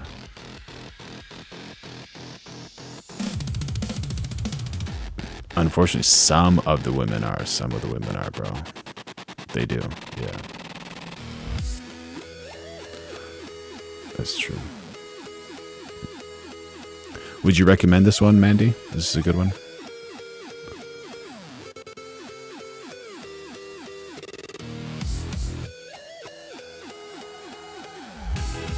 Oh my god, dude. So bad, so bad. Yeah, there's so many wild stories. Like some of these women are just attracted to like pain and suffering and hurting people and all that type of stuff. All right, on recommendation. All right, so a week ago, I built Worldview. Basically, my personal geospatial command center with live open source intelligence all running in my browser. It was just a prototype, a fun weekend project, but the internet kind of went crazy over it. It's like being shared by all these people. Oh yeah, I vibe coded Palantir. Like then Saturday morning. Not worth it, bro. Married off limits, not worth it. Not worth it. It's taboo. It's this, it's that. Not good. Don't mess around with that stuff. Yeah, if they're married off limits, bro, don't even touch that. If you get one of those fetishes, just get a girlfriend and be like, hey, pretend like you're married to somebody else. No, don't even do that. I don't even know. Just don't do that, dude. Not worth it. Because you're messing with your feelings, her husband's feelings. No, man. Don't do that. And the Lord sees, bro. Not worth it. Morning, the Iran strikes happen. And I'm sitting there watching the news, and I suddenly... And you think it's going to be over like a day later? No, dude. Don't mess with that. Realize, holy crap, I'm sitting on the... But what we can do is like pray for them. Pray for the best for them. Perfect infrastructure to actually monitor this situation. So while this was happening, I set loose an AI agent swarm to I don't know, figure something out if that's your thing, right? Mandy, do you have a better idea? Basically capture every open source signal that I could find before the cache is clear. And what I got... There you go. Listen to Gator Chris. Sneak into your own bedroom window and roleplay. Back is a full 4D reconstruction of Operation Epic Fury. From the satellites flying over to the first strike to ships and planes getting rerouted to the retaliatory response, it's all captured and replayable on a 3D globe. And I'm going to break it down for you minute by minute what actually happened and show you some intel you're not going to see anywhere else, unless you have a security clearance. Let's get into it. All right, welcome to Worldview. All right, so this guy's an ex-Google project manager, I guess. We're now in playback mode, and on the bottom, you'll see we have the entire timeline of Operation Epic Fury, the entire strike on Iran and the response therein. I've got all sorts of data in here. We've got the satellites that are flying over orbit. We've got the commercial flights. We've got military flights. We've got GPS jamming, which are the red tiles over here. And if you zoom really in, we've even got maritime data of like boats and ships that are moving around. So let's talk about all of it. So the first thing you'll notice is that we've got... Is this the stuff that Ian Carroll was looking at as well? This is pretty cool, man. This is very, very inspiring.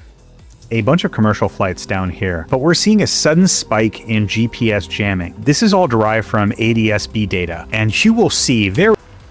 User TT says it almost happened again at a bar, but my buddy saved me. Thankfully, your buddy saved you. My goodness. There is this one time where there was this chick who...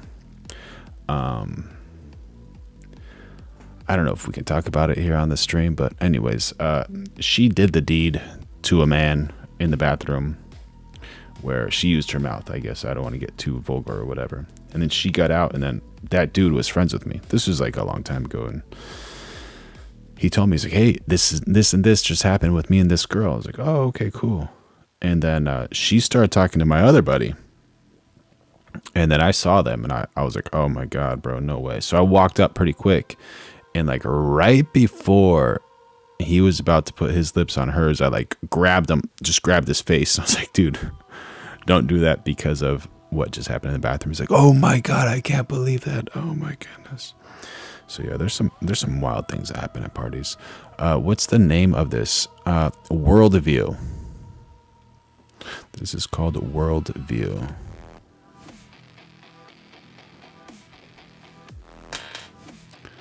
Let me see if I can find it.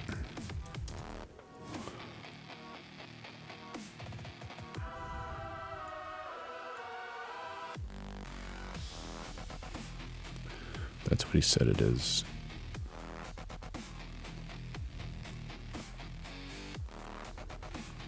I'll share this in the chat somehow.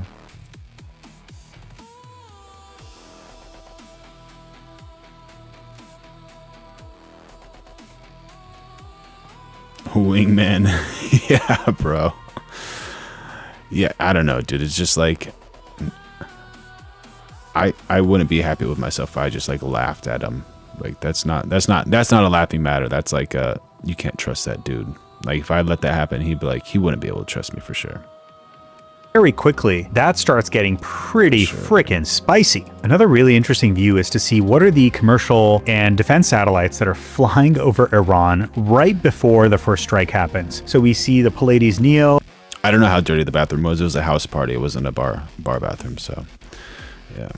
Worldview Legion, Spot satellites, and you'll start seeing lines connect when they actually go over an area of interest. And it might be interesting for us to see what are some of these satellites. So let's look up Persona 3. Persona 3 is a class of Russian high-resolution military surveillance satellites. And what you'll find is this only escalates further. So we got Worldview, which is Maxar Vantor, commercial satellite imagery provider. We've got Gaofen 11. Let's look that one up real quick. So Gaofen 11 and 12 are Chinese high-resolution microwave remote sensing satellites. There's the Worldview constellation again, Worldview Legion. There we got Gaofen 12, the Chinese satellite going over Iran.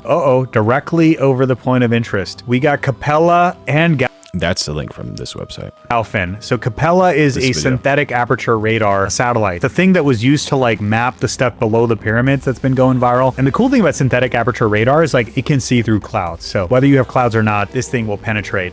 Pleiades Neo, a really nice European satellite, another Chinese satellite. And so as we get to 0 hour here with the first strike, you'll see a lot of countries are interested in what's going down. Of course, you got the Chinese, we got the Russians, and let's take a second to look at this satellite over here. USA 234 Topaz. Wonder what that is. Oh, that's right. Cool. Very cool. All right, so we have 0 hour strike on the nuclear base in Iran and the Topaz military spy satellites going over. And then right after you have a flurry of activity, the Chinese and the Americans making sure they're imaging what it is they bombed. So my guess is what's happening is the initial satellites are documenting the initial positions, and then right after events start escalating, you've got other satellites imaging what happened after the fact. So what you'll notice as other events pop up on the map, they're typically very closely aligned with satellites flying over. And there we go, Tehran's an internet blackout. But the satellites fly over Iran just continues, especially as you see strikes in other parts of the country. Gator Chris, maybe that link will work. I don't know. And by the way, this doesn't include all the other spy satellites because a few of them just aren't tracked, or we only have the last known position for when, you know, the open source folks are actually doing the tracking. And then, and as all the strikes complete, we get a completely new suite. We have the spy satellites going over, we got the commercial satellites, all of them. And by the way, like 90% of the business of most of these commercial satellite providers is the US government. And then it's like companies like Google, Apple, and Microsoft for maps and things like this. So very cool. I haven't seen anyone else really correlate satellite flyovers with these type of global events, which makes a ton of sense, right? Like, what are the areas of interest that are being imaged, and what does that tell us about the various sites? So another interesting thing that you'll notice here is, like, obviously we got a bunch of commercial flights, but as GPS jamming intensifies and we get closer towards 0 hour, notice how a bunch of these flights start redirecting. They're just going straight right, like, I'm getting the hell out of Dodge. I ain't going that way. But yet there are a few. We got a flat earther in the chat, bro. I don't know. It could be. You never know. You brave ones that trudge on. Let's see which ones those are. Let's see. We got THY 631 and VIR 354. And okay, this is. Now we got Tehran in a freaking blackout. And you've still got a bunch of these flights that are stuck in the middle of this all. And these flights that are continuing, they're going full Leroy Jenkins. And this one is Turkish Airlines. They want to get to Turkey, which is on the Leroy Jenkins, what does that mean? Primarily refers to iconic internet meme originating from a 2005 viral video in the video game World of Warcraft created by, In the clip, Leroy ignores his team's careful strategy to charge into battle alone, shouting his name as a war cry, which results in entire group's defeat. All right, makes sense. Let's hear that again. Got a bunch of these flights that 631 and VIR 354. And okay, this is now we got Tehran in a freaking blackout.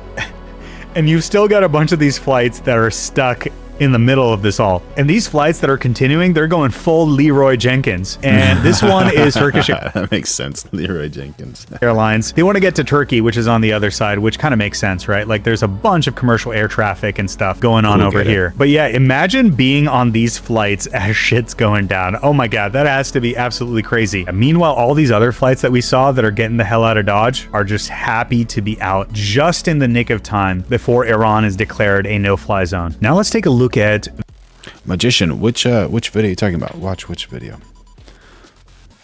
The various airspaces getting shut down after the first strike happens. Very quickly, you'll see that as soon as Iran's a no-fly zone, Iraq is right next to it, right? Like, they're the next to go down. They're like, holy shit, get the hell out of Dodge. This is about to go crazy. And you'll see Iraq pop up over here. So their airspace is largely cleared out. And then the other Gulf countries. All right, let's watch the Leroy Jenkins meme.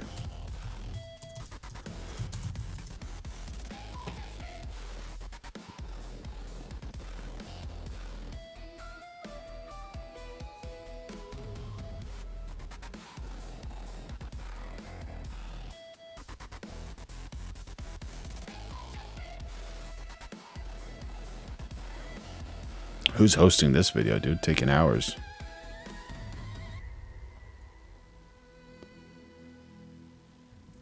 Nope, that one's not working.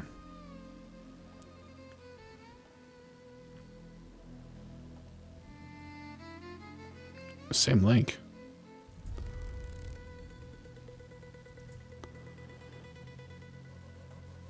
Countries are going to follow suit. So you'll see right as we get to about here, Kuwait closes down its airspace. These are Iran's retaliatory strikes, right? So the US has air bases all over the place, right? Including in Bahrain and Qatar. And you'll see they're going to get targeted next by the Iranis. So there we go. That's the 5th Fleet. That's a military base run by the US that got hit. You get Al Udeid that was hit as well. And with some of the air defense systems, you've got civilian bleed over, right? Like basically crap falling out of the sky in civilian zones. Okay, so as all the airspaces are all shut down, and then Kuwait How you doing, Linda? Gets hit. Now, this part of the world has some of the busiest commercial air traffic, and you will see a cascading effect as these no-fly zones pop up, right? So Tehran's down at this point. As we mentioned, you had a bunch of the strikes going down.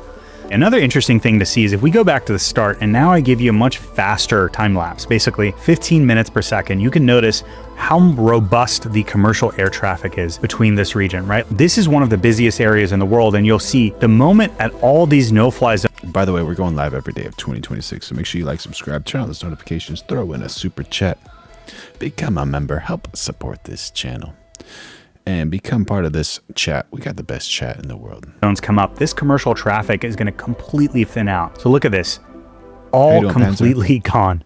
And what's funny is, like, if I zoom in and actually slow things down, you can see a bunch of planes go into this like holding formation before they figure out where the hell are they supposed to actually go. It's kind of crazy. That's wild. It's like, what do we do? What do we do? Oh my God. And then all the airspaces start shutting down. They're like, oh shit, the UAE shut down. Where do we go now?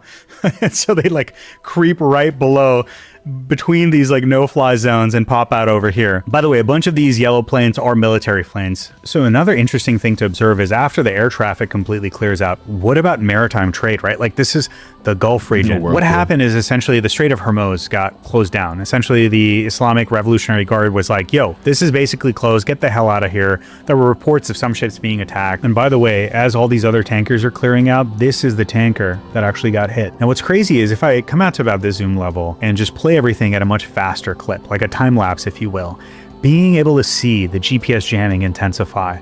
You've got commercial traffic that's like trying to make its way in and immediately starts getting the hell out of Dodge. You've got all the military and commercial satellites that are trying to image the area of interest that's about to get totally bombed. And then suddenly back to back with actual OSINT data, like things happening on the ground, completely correlated on a 3D globe, seeing all the strikes pan out. Then you go down and see like the Gulf airspace completely get cleared out. And then you get to see the cascading impact of all the other countries around close their airspace. The retaliatory strikes, airspace over here getting closed down. And then of course, when we zoom in, we've got the Gulf of Hormuz over here and the closures that happen. I mean, it's kind of crazy that I'm able to put this stuff together. It was really cool to see folks who worked at Lockheed Martin and DARPA talk about this. And I mean, like, I would echo this too. Like, I spent so many years working on Google Maps, Google Earth, and a bunch of AR 3D platform stuff with so many talented engineers. And I cannot tell you how insane it is that I was able to do this over a freaking weekend. So somebody asked about the Iranian war. Trump and Xi in Beijing summit this week. No China aid needed, I guess. Iran is going to vow heavy offensive if hit. There's oil spikes. U.S. CPI at 3.8%. Gas is 450 plus. Diesel doubles. Qatar slams Iran, weaponizing, extorting. Gulf. Tehran claims upper hand for terms. And Netanyahu destroy uranium stocks first. That's the plan. U.S. inflation surges. There is a 4.6 quake near Tehran. No major damage. And the Hezbollah-Israel clashes persist despite the truce. Just by myself. And it's interesting, right? Like when I shared my Worldview project with the world last week, the response was phenomenal. But it was interesting. Like a lot of people were just saying like Palantir is cooked. And it was to the point where like the Palantir co-founder felt compelled to respond, noting his company's edge in secure large-scale defense integrations with Thank you, Lynn. Appreciate it. Classified data. And that's absolutely true. I mean, like some of the stuff they're doing is phenomenal. And I could only dream of the type of data that they have access to. Like, of course, I don't have the feeds from Fort Meade. And yet it's kind of insane how complete of a picture you can put together without proprietary data fusion, just by taking advantage of the open source intelligence that we all have access to. I mean, to me, this is more compelling than any journalistic coverage that I've seen of the events that are playing out, the order of operations and the cascading impact that it had across the region. I mean, it's kind of nuts. And I'm just one person doing this over the weekend. Holy crap, y'all. We are in a new era. And the response to this has kind of been crazy. Like people on the OSINT side that want this, on the journalism side that want it, folks that just want to monitor the situation on a big ass monitor, kind of like what we're doing right now. What's been particularly crazy is defense tech founders hitting me up wanting to partner, saying that the capabilities that I'm showing are like leaps and bounds in terms of visualization above systems that the Department of War is buying. Like it's this funny thing where the government has access to some of the most exquisite sensor systems on the planet, like satellites that can literally capture a license plate or your face from space, but the software itself, it sounds like, hasn't completely caught up. But for the rest of us who want to monitor something in the most immersive way possible, feeling like you got access to like a friggin' keyhole satellite or Argus IS overhead imagery system, this is the spot for you. And I'm excited to share, I'll be opening up Worldview in April. So stay tuned for that. Everyone that's been emailing me for access to help out, keep it coming. You can find my email online. And if you haven't seen my previous video about... There you go. That's so cool. Yeah, he is super excited. Super duper excited. And we ended the poll. Poker Bluff meets Conspiracy Queen. Who folds first? People think Loomer is going to fold first at 55% out of 40 votes. That's a pretty good one.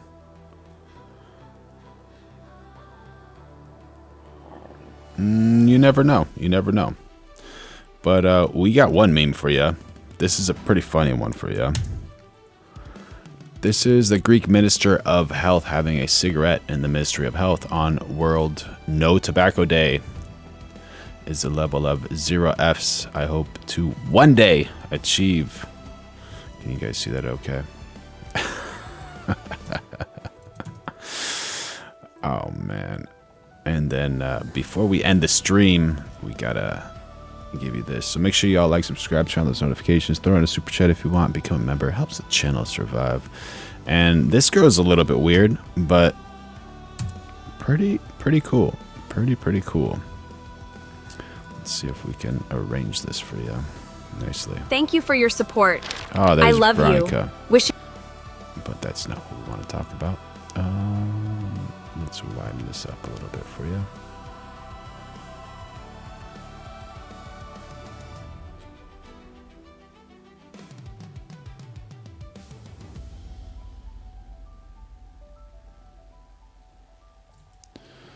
There she is.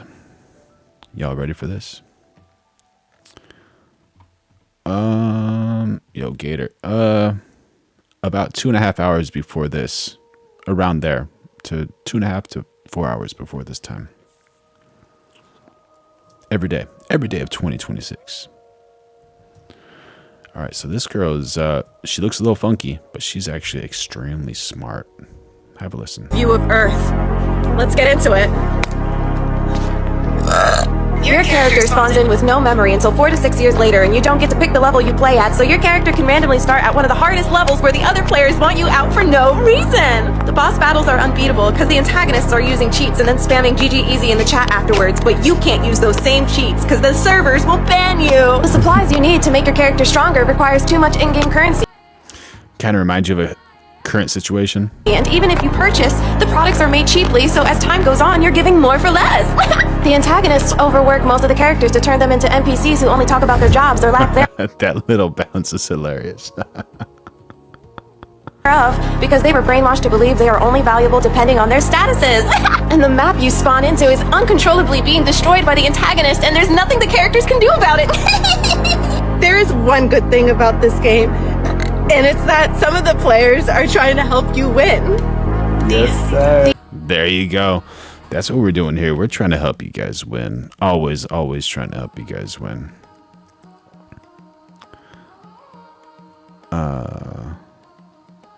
Lori says, hi, just so you know, the satellites in space that can read street signs and see faces have been in orbit since the 70s. The cameras on the satellites are smaller than a postage stamp. I highly doubt that, Lori Scott, but thank you for the chat. Highly doubt that. Camera technology has improved tremendously. And if the image sensor is smaller than a postage stamp, I doubt that clarity will be visible. Highly doubt that. Highly doubt that. And we got a troll. Do we have a troll? Gotta show you this troll. Lost. You from here? Do what? You from here? Yes. Okay, because I'm trying to find out how to get to Michigan City. Do you know how I would get there? Take the main road here. Uh-huh. There's a bridge up ahead. Uh-huh. Just to the left of the courthouse. Dude just drives off while the guy's giving him directions. All right, one more before I go to sleep. One more. All right, one more before we go on, before I end the stream.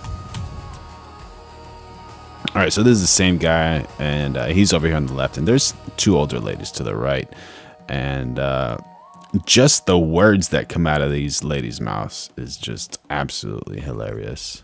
Hilarious. Some ladies are just so funny with their words.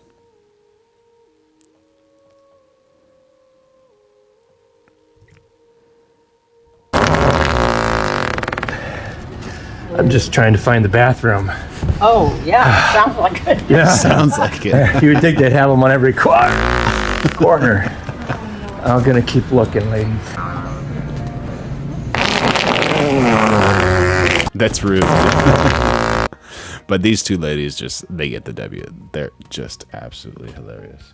All right, y'all. I love you. The Lord loves you. We're going live every day of 2026. Make sure you like, subscribe, turn on those notifications. Yeah, and if people are drinking that haterade, just let that hate roll off your back like water rolls off of a duck's back. All right, Captain Blackbird. See ya. See everybody.